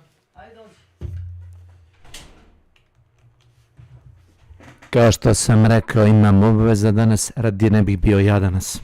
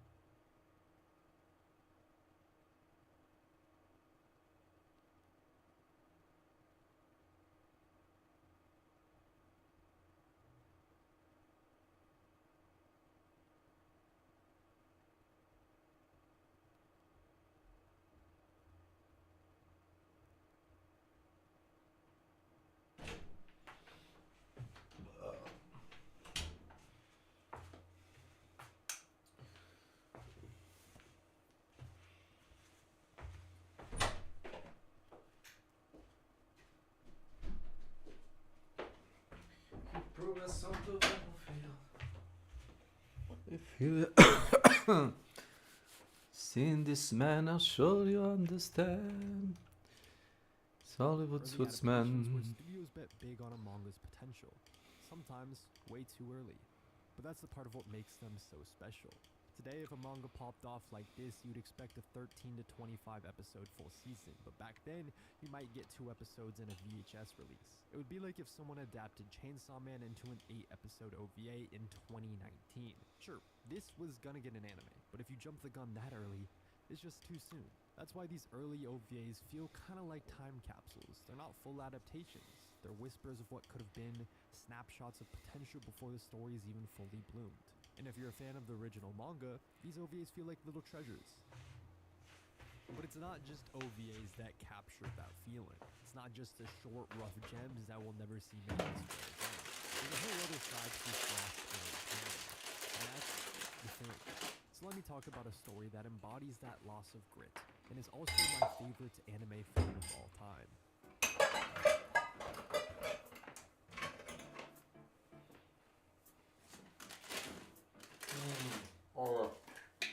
Vampire Hunter D. Bloodlust follows D, a bounty hunter hired to retrieve a girl abducted by a vampire nobleman, Baron Meyer. At the same time, another group is hired for the same mission. The two parties race after Meyer, crossing deserts and wandering through swamps and breaking into invisible hideouts and clashing with shapeshifters and shadow weavers and werewolves all along the way.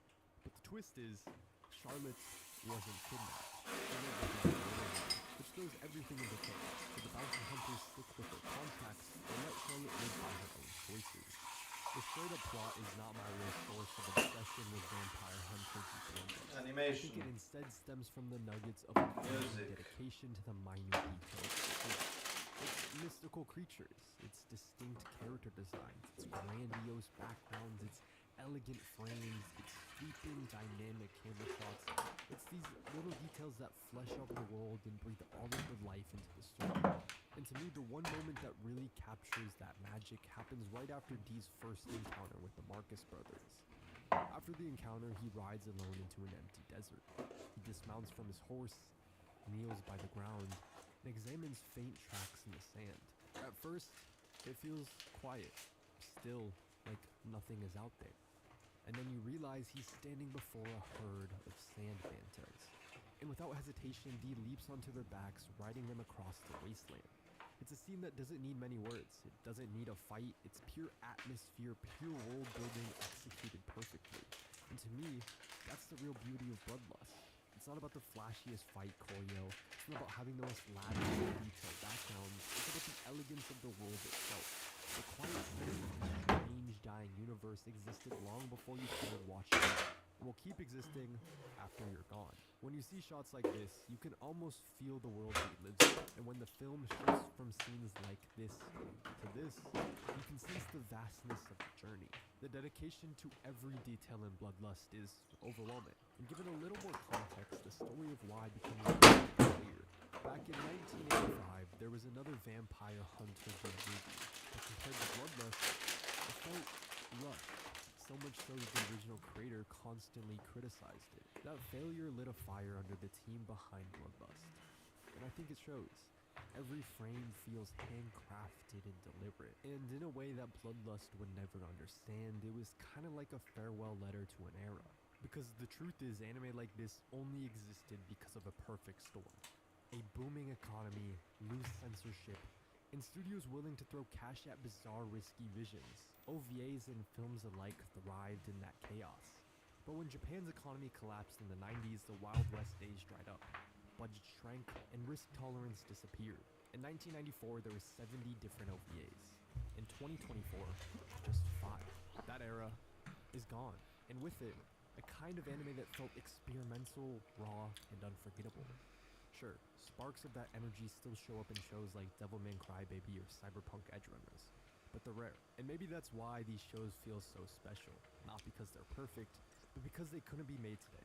They were snapshots, strange, messy, and beautiful proof that anime once played by different rules. And now, they're waiting for someone curious enough to find them, dust them off, and remember what anime used to be capable of.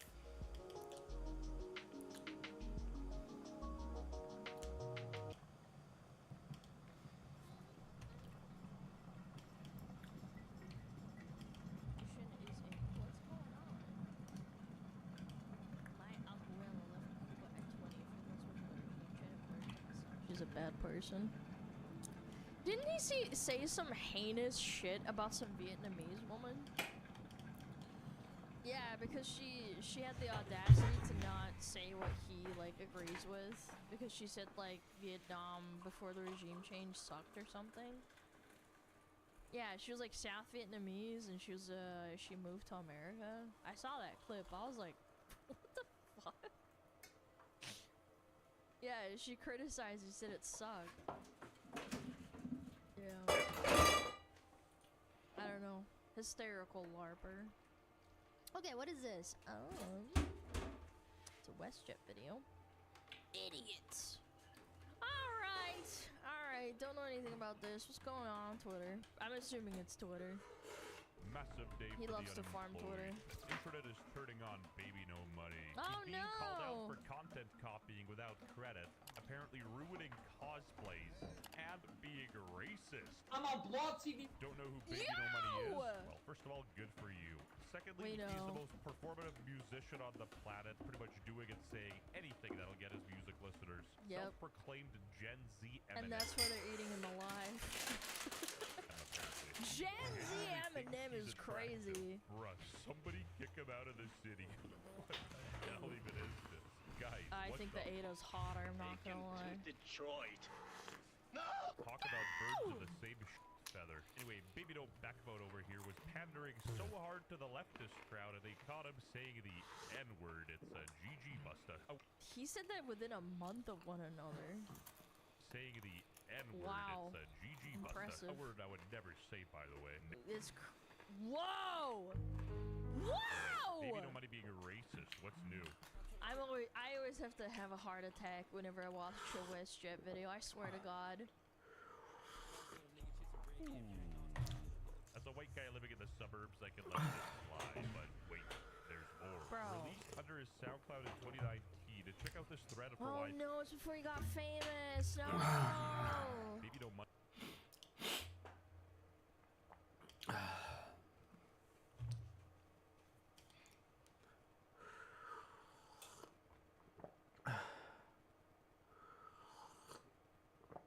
Oh.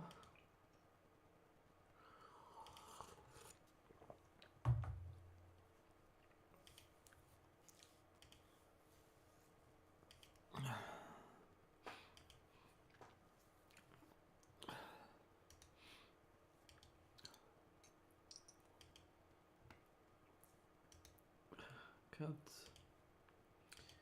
And then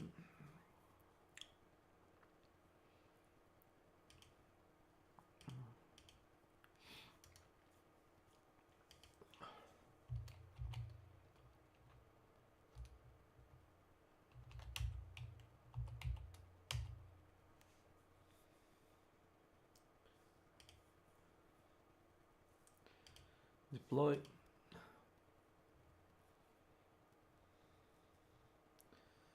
And there you go. Back where we started. Close.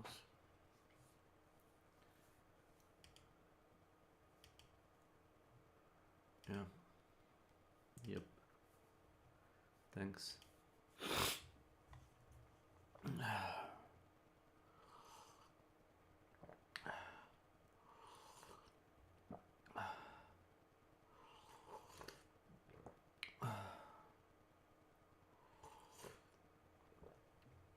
Adaptable Gown Tonsby.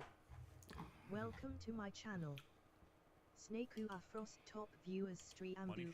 He said a naughty word. Maybe he just cosplayed a black guy, and even then, I think that cosplay would get much less hate. Whoa! Is that blackface, dude? Anyway, let's check out this thread for why Baby No Money shouldn't be supported. First off, he Welcome would have to been my a grown-ass channel. man. Yikes! What's the s tim? Oh my god. Bukvalno ne mogu ništa da počnem. Šta god da počnem, moram da prekinem. Znači idem na kurac. Znači to što imam da uradim, znači ne treba vremenski dugo samo.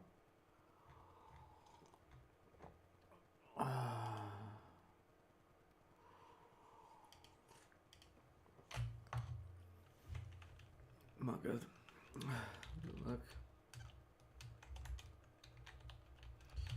Have a good time and peace. Work. Anyway.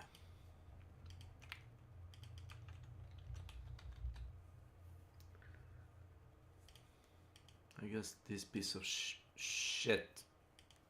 The implication of saying the N-word by 2019, and still, time isn't an apology. We still doing this in Big 26? I tell you all, Yeah. no black person cares about the N-word unless they're a nerd who wears glasses. Now it seemed like a lot of the black guys are like a little softer, like a little bit. Like I saw a black guy with glasses the other day. Favorite streamer without indubious question is Asmongold, babe. I know Asmund says he doesn't care, but like, how the fuck did he get away with this, man? And then just turn on him on a dime. It's like that Migos song, he'd do anything for clout. These weren't even Yeah. public songs. These were Yeah, private anything songs for off views. his SoundCloud, which Baby No Money deleted, and the unemployed people on Reddit ended up finding them. Wait. Baby No Money was 24 years old. No one was being outwardly racist as a trend in 2019. I was. What? Wait, we're tying racism to years now? Oh god, 2008 must have been a horrifying day for this person, or horrifying year for this person. Don't invite this person to a COD lobby. Holy shit. So don't use They're it gonna as lose an their excuse. mind. A black woman said he was racist to her in high school, so there's a pattern. Yeah, this dude's irredeemable. A black woman was speaking and he wasn't listening or learning. Let's slide over the end.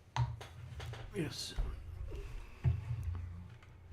Word and look at something serious. Stealing a cosplay and not crediting. Yes, he finally credited me on Instagram after 13 hours after my call-out reel went viral, but he has not credited me on TikTok, whereas copycat TikTok went way more viral than my original TikTok post. Folded like a MacBook and apologized for not crediting. So he finally gave credit just now after Oh my god, nothing's good enough.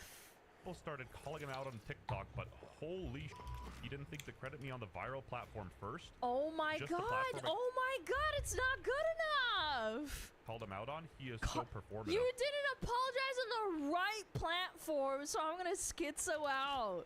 Yeah, what gave it away? Pretty shameless, you know, the same caption, the same staging, except for some reason he's wearing a thong. The only reason he even gave her Was credit... the original not wearing one? Staging, No, he wasn't. except for some reason he's wearing a thong. That The is only reason he even pretty gave her credit is because of interesting the, you know, the choice, for backlash. sure. Speaking of I don't want to see him in a backlash, song. group of friends with like 4 other guys, I'd say. And him would walk past me and my friends sometimes and say, "Yo, what up? What up? We out here in the ghetto, and we're out here in the ghetto, In high school? Bro. Like every time I would walk past them, it would In mostly high him, school. like saying those like sayings, and then his like friends. You're still thinking about it. Like, I got bullied in high school. Like, don't get me wrong, but I don't really think about it. Like, fucking... How many years has it been since he left high school? Like, what, 10, 15 years? you know what? I'd actually believe it. Makes sense why he cropped Asmongold out of his music video. I haven't seen Asmongold rip the N-word. Exploiting social trends and like gullible trans people to promote your music is the most kind of scummy thing you can do. It's sort of in line with like those corporations putting the Pride Month as their logo, and then they remove remove it. It's showing they never actually cared. His intent is getting money and listeners. It's very obvious. Why now? But if you see And it works. And it works very well for him. somebody who It did this thing does. to you on your TV randomly one day, you're like, what?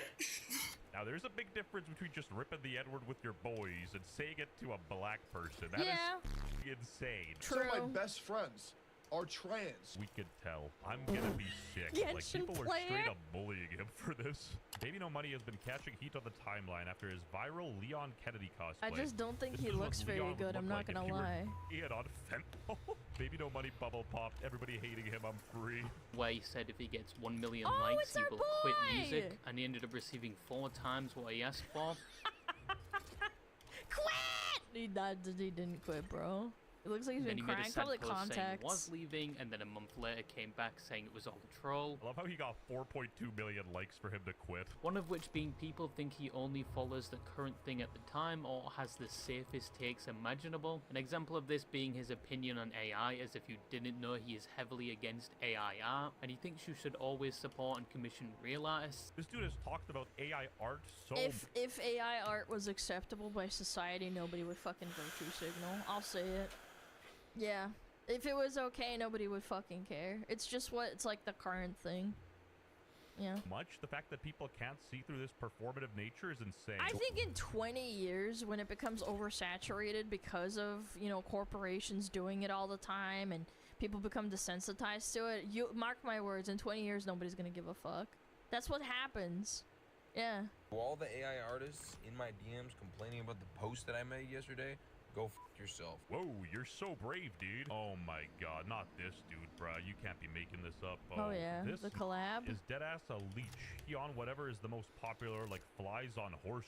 I think Baby No Money hate is way too forced. I get that his music isn't the most complex, but I would much rather support an artist with good morals but makes bad music. I don't know, I think he has like some good bops here and there. Bad morals. What a stupid ass take. I would support Kanye 10 out of 10 times before Baby No Money. And I guess Kanye's music's pretty good too.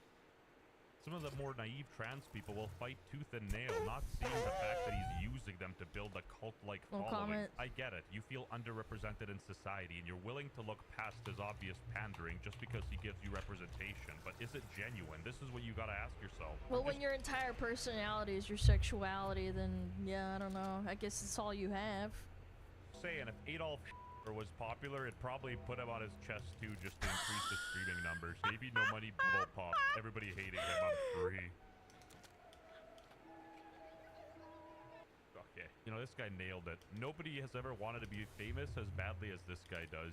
Oh, and he also pissed off some K-pop stans because Jungkook from BTS danced to Baby No Money's song, and he apparently used it as an ad, and people were pissed. I mean, hate the game, not the player. With the copious amount of posts he'll make How on social dare media when he does pissing off K-pop stands, another day that ends with Y. have a new song, to the amount of people he will commission to make animated videos with his music, to him seemingly collaborating with every influencer that has or has recently gained a large following, and with him and his music being all over platforms like TikTok and YouTube, some people feel as though he's being forced down their throats and are experiencing so-called Baby No Money fatigue. And again, I can separate the Baby art No from S. the artist, and some of Baby No Money's songs are actually pretty decent. 40 out of sets on a truck. 1 to the kidney, 2 to the dome. That's left, right, go. Gonna roll it for the brunch and a panic for the show. That's left, right, go. I think this song that AI Told you it's kind of a bob. Diddy versus Epstein. What are you gonna do about it? Just, Dude. I've been just bullied. Fucking online, and I just don't. crazy If work. I can't be, I'm obviously like a small little pillar online of positivity, but I feel like there's so many more. Small my fans little are, what? I Pillar? get messages every day from my fans, like my diehards, being like, I can't keep up with the negativity. Pillar online of positivity. You. By practically, you mean not really. Yeah, you might fool a 16-year-old with body dysmorphia, but you can't fool me, Busta. When a musician starts to get political, you know that their career is sort of on a decline because they're trying to get viewers by any means necessary. Like, look at Lil Pump and Trump. Try to tell me that dude is still relevant. You No, can't. he's not. Little Pip, he couldn't even say his name right. Money has come under fire from multiple Little artists online after many have come forward and stated that he is performative in regards to AI art and being pro-real artists, accusing him of offering promotion and retweets for artist commissions and then lying and not following through. Also lowballing them in terms of payment for their work and just generally haggling and acting unprofessional. Performative guy in front of the camera is a dickhead behind the scenes. Crazy. Baby No Money took to Twitter to post that he saw all the hate that he's getting online, but he simply doesn't give a f. You guys are seeing the irony too, right? He's saying he doesn't give a f. You know, it kind of falls into the same category of like, you guys remember seeing the video from the 90s in New York of a guy helping some ducklings cross a busy street and stopping them from getting killed, right? He didn't know that he was gonna get filmed doing all those nice things for those ducklings.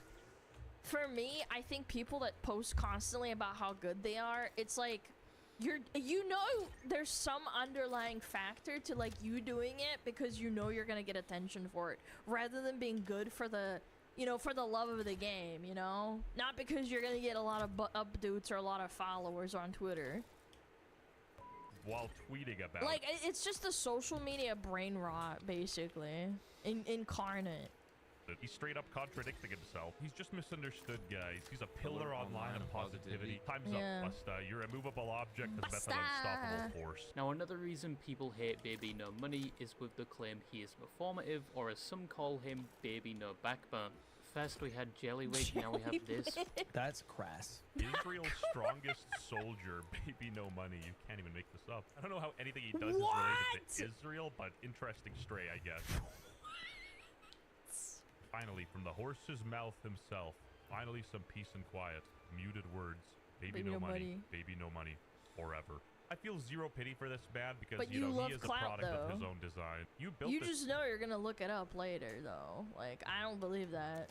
community of losers who care about you, You love rapping the N-word in attention. a song 10 years ago. And you can do and say all the things on paper, but the second you're even a little out of line, these people are going to come for your Smack neck. you And up, no amount of yeah. collaborations will ever get these people back on your side. Small little pillar online of positivity. Fortunately, we ran out of time for this video.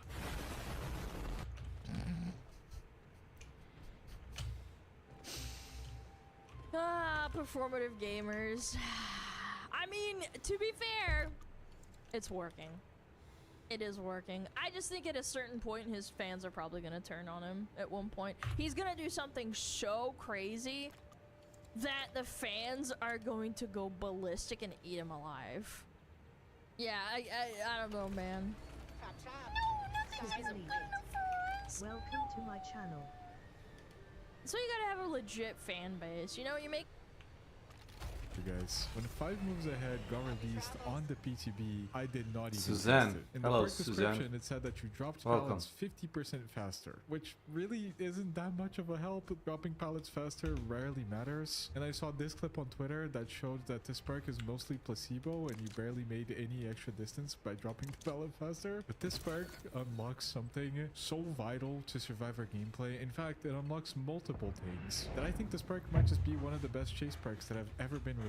5 Moves Ahead's perk description changed when it went from PTB to live servers. Now it doesn't say that you drop pallets 50% faster, but rather that you're allowed to move after dropping a pallet 50% faster, on top of giving you a budget windows of opportunity anytime that you're in chase. Part of the reason I dislike windows of opportunity so much is because there's so much happening on the screen when you have this perk equipped. It is genuinely hard for you to see what's going on in the game if you're like me. So the fact that this perk only shows you pallets whenever you're in chase is awesome. And being able to move after dropping a pallet 50% faster has a lot of niche uses that end up being crazy in a lot of matches. One of them being that you get to dodge killers' projectiles a lot faster because you're not locked in an animation for as long. And the most important one is it allows you to make max distance whenever you pre-drop a pallet. This is extremely important to conserve your distance in chase. It might not feel like much, but that 50% might allow you to turn a corner, break line of sight, and disappear from the killer's vision. And a lot of the times, this perk will straight up save your life. These things, combined with the fact that you just get a budget, on-command windows of opportunity, makes this one of my favorite perks in the game. Yeah, here's me using it for a few minutes. I'm in a pissy mood today, guys. Today's not the day. I'm just sitting fast and getting out of here. I don't like this dog. And he doesn't like me. Okay. I'm only human, just like Springtrap. He was once human, and then he became a monster. Because he was trying to record a Survivor video and nobody would ever chase him. And so he started murdering and stuff, and all the bad things that bad people do. You should be thankful that I'm not going down the Springtrap route, and just being a little shit.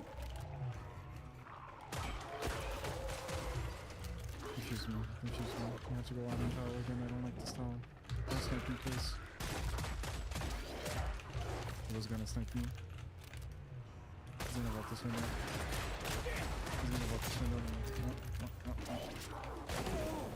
I pre-drop and make max distance. Although max distance might not be enough here. Huge dead zone, guys. Oh my god, he's... Okay, the fact that he shot there actually punished him so hard. And if he drops chase on me now, I just heal. Got you, Cheryl. Dodge these. Okay. And now he has to take the M1. And now guess what? I lied away. Little something to even the odds. Don't hit this. Oh my god. Oh, and I get R reading hacks. I send this. You're gonna see Zeds soon. Finally, Oh, no. some competent backup. Please don't have bad ping, please. Okay, that's fine.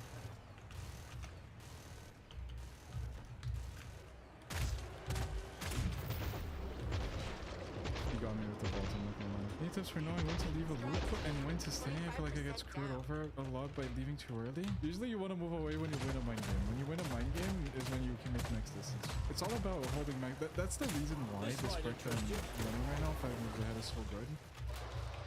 He can hear my footsteps, so that's the best way to get chased, is when the spring trap goes into the door, he's gonna hear your footsteps. Burn, you bastard, burn. Drop this from max distance again.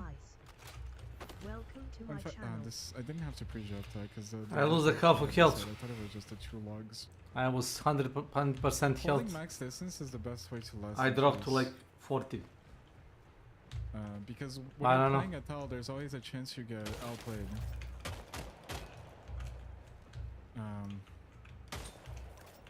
Felt kinda dumb. If I say what I want to say, I'm gonna have people saying that it's not, so I'm not gonna say it. It won't change what happened, guys. The milk is already spilled. There's no point. She's like, wow, how is he working the Gen 2 DMS? Oh my god! That's exactly what she's saying, I think. Those are her thoughts exactly. Guys, I'm not gonna lie, I don't think she thought that I was doing the Gen 3 DMS, if I'm being honest with you. I'll do it again. The Cheryl's not here to witness it this time. Oh my god, the Cheryl came in at the wrong time. She's gonna be wondering how I did it again. Nice. No, he did it on purpose. Yeah, he was going after the Cheryl. You want a taste? I'll give you a black. Okay, that just went through me.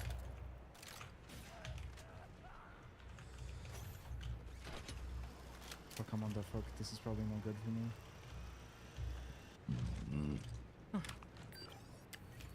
Turrets up. Good to have someone in this squad who can aim.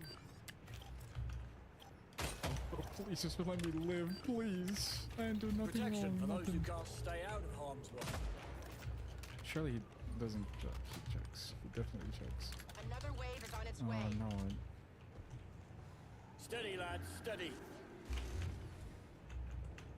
Great aim. Oh my god. Okay, max distance.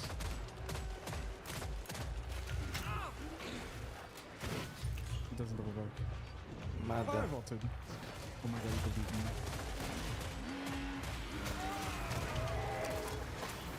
Do I have anything? Oh my god, I do. Not much left standing. He's gonna X. I got stuck! No.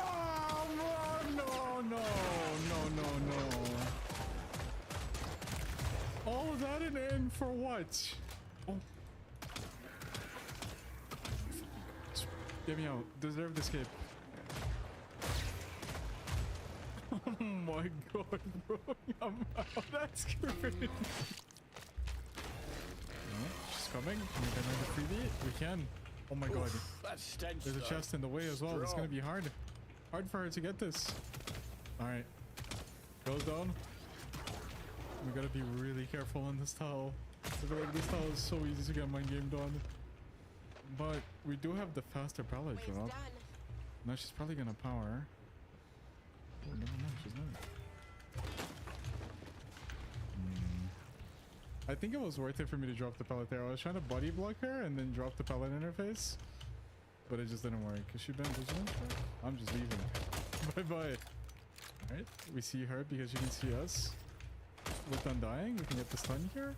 And start moving faster because of the perk. We slow vault and we should have cow tree here, yeah. Very, very safe towel. Slow vault this. Whoa, the in-laws are here. I still haven't wasted a single vault. I like the idea. Didn't really work. Yeah, that's just giving us the bad rotation, unfortunately, but we still have 3 vaults on this window. And I think I have enough distance to just send the medium here. Now she's gonna think we're gonna send the medium, but we don't. Did she hesitate? I can't really tell. The short sign. And we drop the power. She's not gonna vault because dual vaults have been severely nerfed. They're much easier to counter now. And we're gonna get the stun, and I'm just gonna W key because this pellet is very bad. But I do have this. Oh, she disconnects? I think she disconnected. Oh, damn. Alright, it is what it is.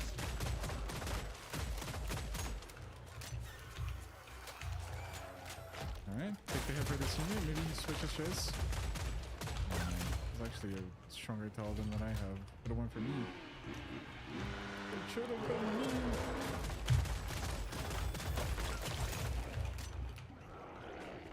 Got you. With the faster pellet drop. And then a flashlight saved or flashlight blind. No, I'm just dead. No, I'm just dead. Oh no, it's over for me. We can dodge a few of these. And then I can actually dodge his knives here. And 4x4 abuse on this. Probably. Oh my god, he's so fast. This is the fake 4x4, bro. Who gave him haste? Take that pellet, bro. He's not gonna kill it. I'm cooked. Final push, team.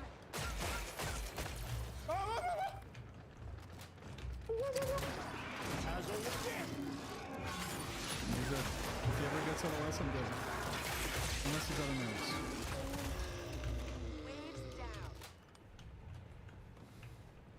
I mean, bro, but like, oh my god, I think I love the last generation decade. I don't know why I panicked. No, bro, I'm too emotional. I gotta lock in.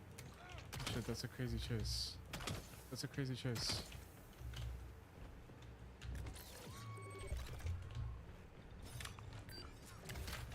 Open up an armor crate. You're welcome.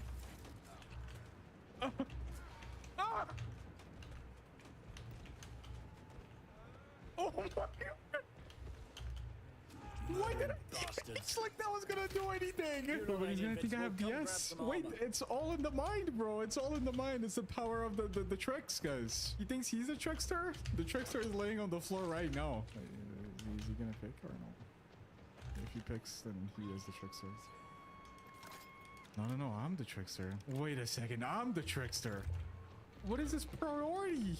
He gets a notification for that. Oh my god, they had made for this. Wait, that's genius. I think Nina is in danger. I might have to do something about this. Maybe get there in time. Keep quiet. Don't think they died of natural Come causes. after me, right? Can I loop this? I might win that, but I don't want to take him there. Pod's closed. Back to the mission. I'm dead.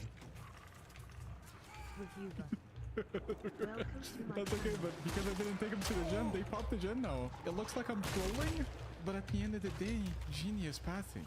Like, wow. And now I die because it's Trickster, but, you know, no shit, he's committing, they have to save me. This pad is gonna die now. It won't be me. Unless I can save him. Of course. In which case, he will not be me.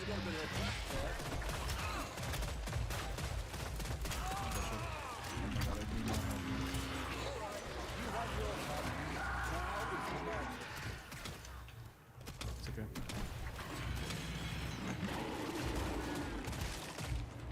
Laying out there. Why did he turn away? Why did he turn away? I don't understand. I don't understand that. Oh, he's here. I do have finesse, so just body blocking here. Send this, and you have light, so you can't catch up with that. And we're actually gonna greed because we have way too much haste to just drop the pellet there. But remember, because we have the perk, we drop the pellet and we just make the max distance there. Unfortunately, the Sable is on the game right now.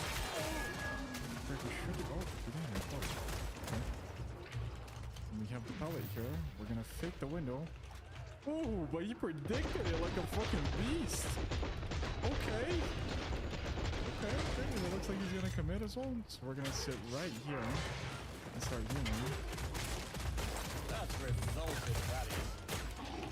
Drop the pellet. Unfortunately, the perk wasn't cooldown, so we couldn't get down out of it. It would have been very appreciated here. He's just gonna swing. He's just gonna swing. But he didn't. I'm gonna have to play this pellet. We can see him over it, but it looks like this guy is a very, very huge mind gamer. And now he walks through. Okay. We can just ult this, and he's gonna have to kick both of the pellets probably. Because it's right, he catches up pretty fast. So we're gonna start rotating for the guard pellet over here and see if he's gonna commit. Yes, okay. Just gonna buddy block him here. He's not gonna uncloak. Oh yes, yes! Oh my god! Oh my god! Oh my god! Finally! I would not have uncloaked there. Oh my god! Let's see if he's gonna commit again. He's gonna sit right here. Gonna send him off and he was gonna swing. He doesn't know I'm one of his, bro. He doesn't know. I know all of the tricks you have up your sleeve, little world. No, it can't get me. Cannot get me.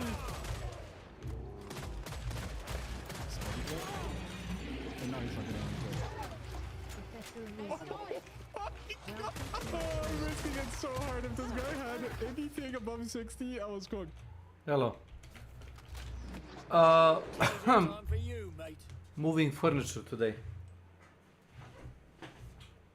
So, part of ceiling in a dining. Well, I'm not moving out. I'm moving stuff around. There is a difference, I guess.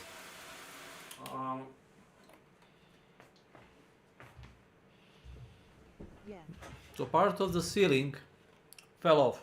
Not the bricks or the wood, but the, how do you call it, cement wall, you know, the drywall, whatever.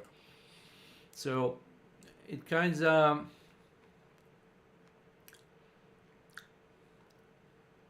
needs fixing, and you can't just fix one portion. You have to like peel off whole thing and do it again. So yeah, I sponsored that shit.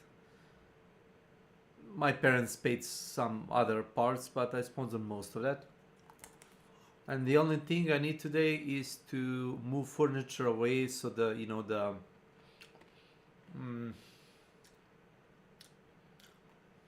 how do you call it, painter or the construction workers, yeah, so they don't fuck up the furniture. We have to move it away. And now I'm waiting for my brother, so we can do it together. My father is like almost 70 years old. My mother is like 60. They can't do much about that. Like a lot of furniture is like big and hard to move. So, you know. I see. Yeah. Yes. Have you watched the video that I shared? I mean, as if, why am I getting feeling like you? Not yet. Hey, yeah, you're. I see what you're doing. It is in my queue. It's in a queue. Like, listen, can't you just like do something else and just let it play in the background? If you don't like it, turn it off. That's what I do. I play a video while I'm doing something else. It's a multitasking, yeah. Like, do something else, play it in the background. If you think it's interesting, listen it to the end. If you find it like boring, just turn it off. If you want me to give only a quarter of my attention to it, sure. You don't need. But I will miss lots of things.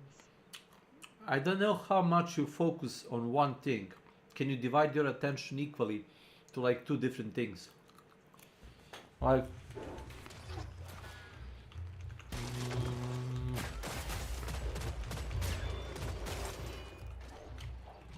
oj, Governor.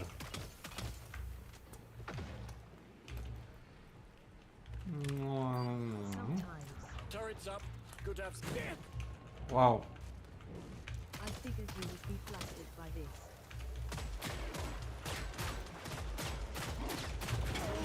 I don't see why would you need to focus so hard on that or anything. Can't you just like split your attention? Well, I don't know, I've only seen it. Okay. At this point, I wasn't even talking about the video that I shared. It's like being able to like talk with people, for example, and do stuff mechanically. For example, Jesus Christ. Okay, I'll go watch it. Okay. You want to watch it together? I didn't know this was that big of a deal. I shared it like ages ago, the video, and you were like, I'll put it on a watch. Like, it's not like I'm saying like, oh, let's marry it. Oh, let's have a child. And it's like 9 months. Like, what the fuck? It's 9 months. We have to wait for like 9 months for child. No, it's not that. It's not even like, oh, you have to work for like 8 hours or 6 hours. No, it's like 10-15 minute video. It's like a nice little essay about stuff we both know. And girl, you told me that you played the RDR 2. You might even share it to her. She might find it interesting. I don't know. See what I'm trying to do. Ah!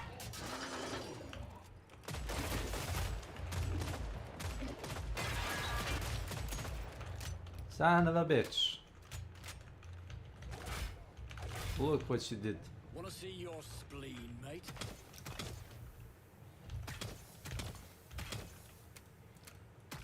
Oh yeah.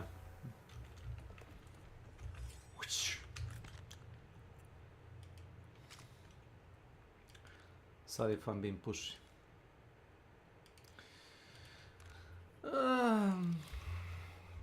Wait, where is my ammo box? There is my ammo box. Yes, soldiers be soldiering.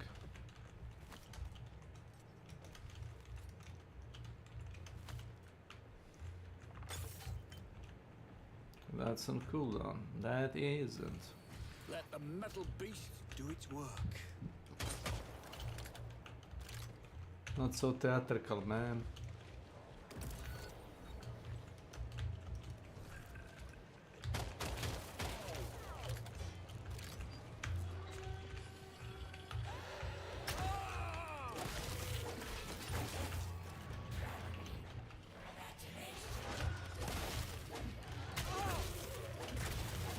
Burst like a frog in frost water.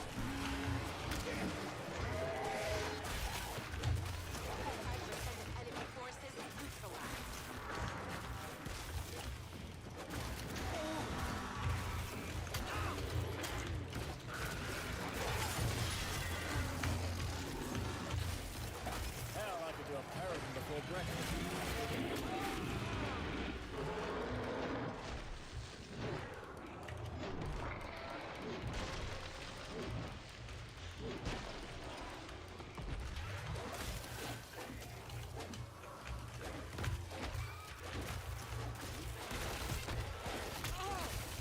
And I'm supposed to be a sniper here. Oh, brother, I'm my sniper.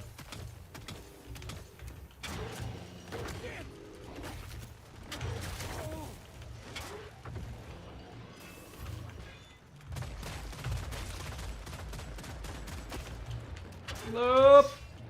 Nope.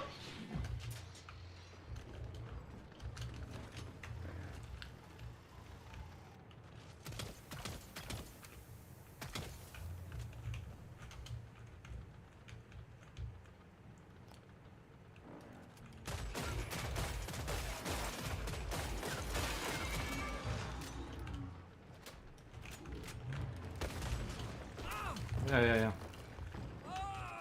Hit me with that green stuff.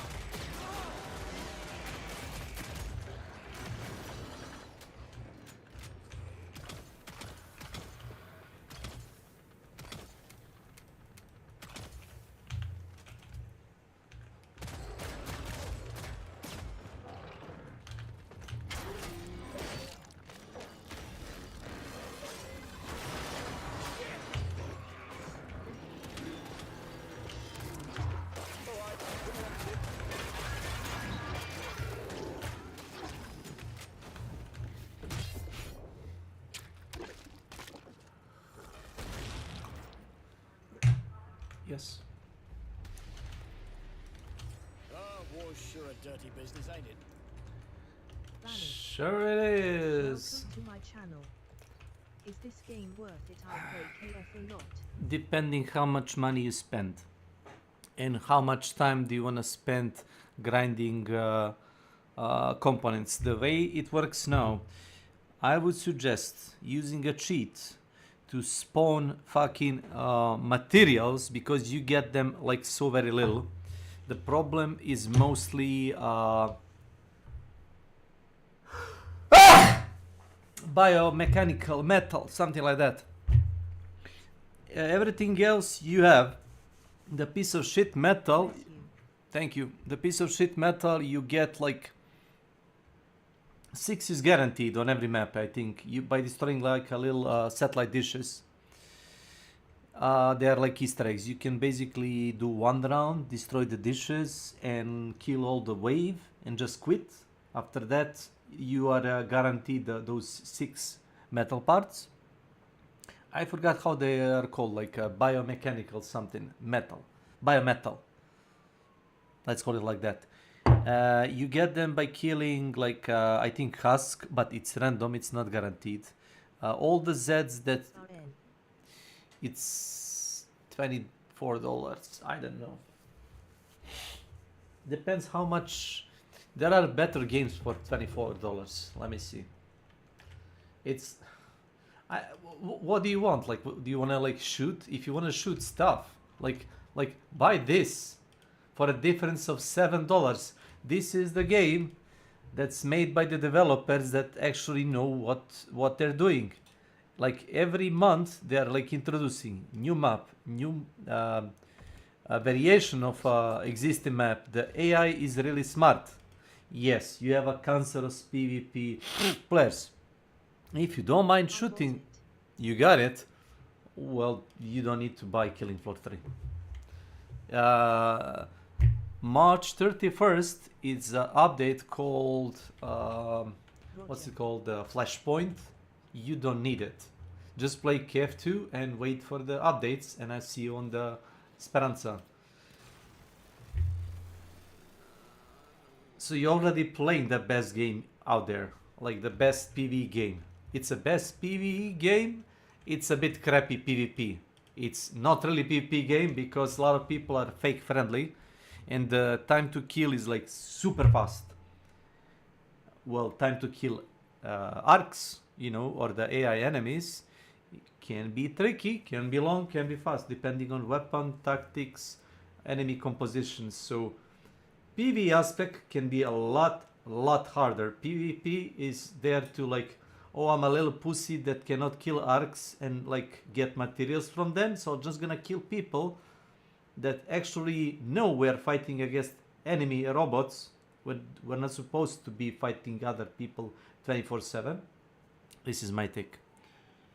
So yeah, you can do PvP, it's fine, but it's not designed like that. Like killing player is like 10 times faster than killing certain arcs, because killing certain arcs requires logistics, ammo, positioning, stun grenades, maybe knowing weak points, knowing when to get off or like sidestep. Killing players, oh, it requires somebody just like passing by you and you shoot him in the back, he's dead.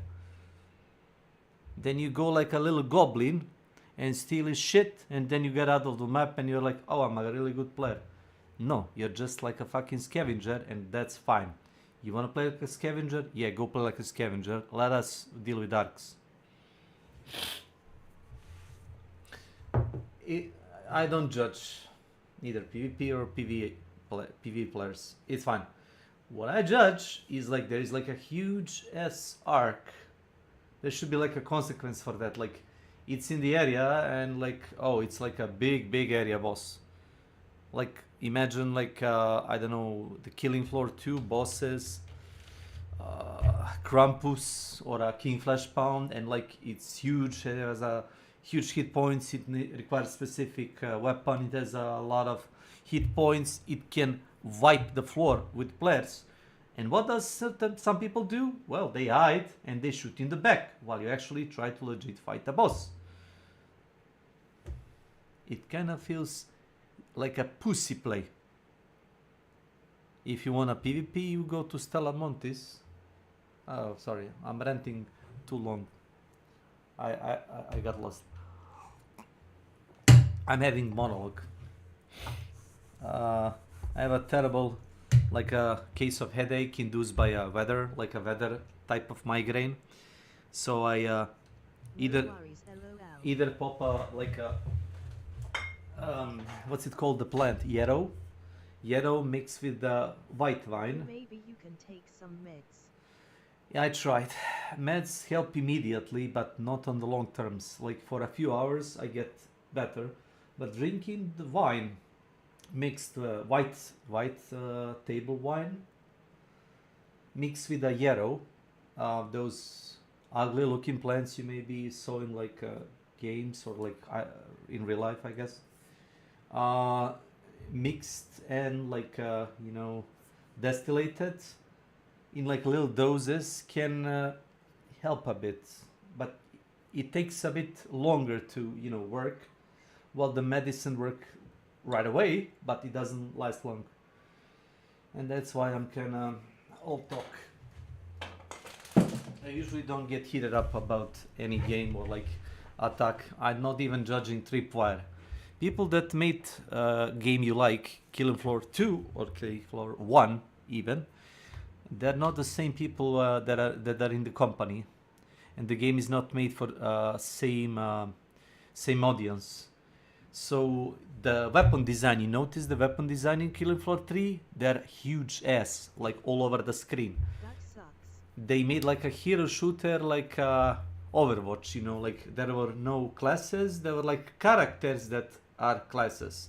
And the community said, well, we don't want to play another Overwatch. So, you know, they had to backpedal and like, oh, well, I guess you can play Tanaka. Overwatch a lot. I'm not judging, it's just not the same game. You don't need to mix or like chase trends. That's the thing. Yes. So chasing trends, oh, that works. Yeah, let's do that. Don't do that. Do yours. Like people that play the original game are gonna buy it and they're gonna like it. And you may even get new audience. Who am I to judge, I guess?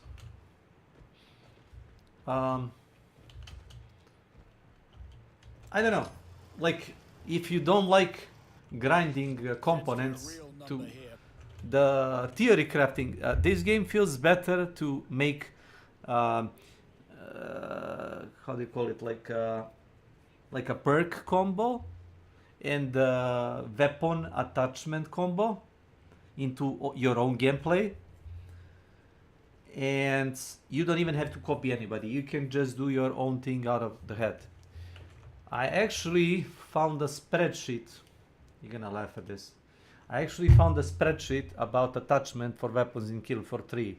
Range attachments and ninja attachments for melee. So I did that, then I pinpointed stuff that I like that are like debuffs. Debuffs are, let's see, stumble. So every, I don't know, like 40, 60 or 100 was it, stumble score will get the enemy stuns, but you don't need to like do that shit like non-stop. You can go, maybe I'll take like 2 components for like stumble, then I'll take like, for example, what's this, magazine and internal components. I'm gonna roll them. You have to roll them because it's not a guarantee component. I'm gonna roll them to, so they do like a toxic, so they like poison enemy or make them even panic. What is the panic? And some components roll like lower statistics, like side and internal will give you panic power, for example.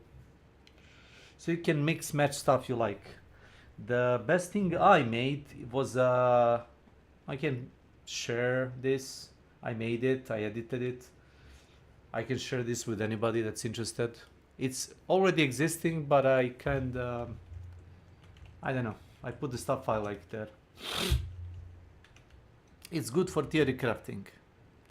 And it can be fun in small doses, KF3, with people you are good with. Playing in a random lobby feels terrible, because you're gonna get those like super high, sweaty, elite people that are saying, oh, let's play Hell on Earth. Oh, you suck, you're not using this and that, it's OP. And I'm saying like, fuck you, man, I'm just gonna play hard, 10 rounds, and I'm just gonna enjoy. I'm not gonna enjoy shooting like 20 sniper rounds, no, 3 sniper rounds in an enemy, and well, and yeah, the sliding. This game for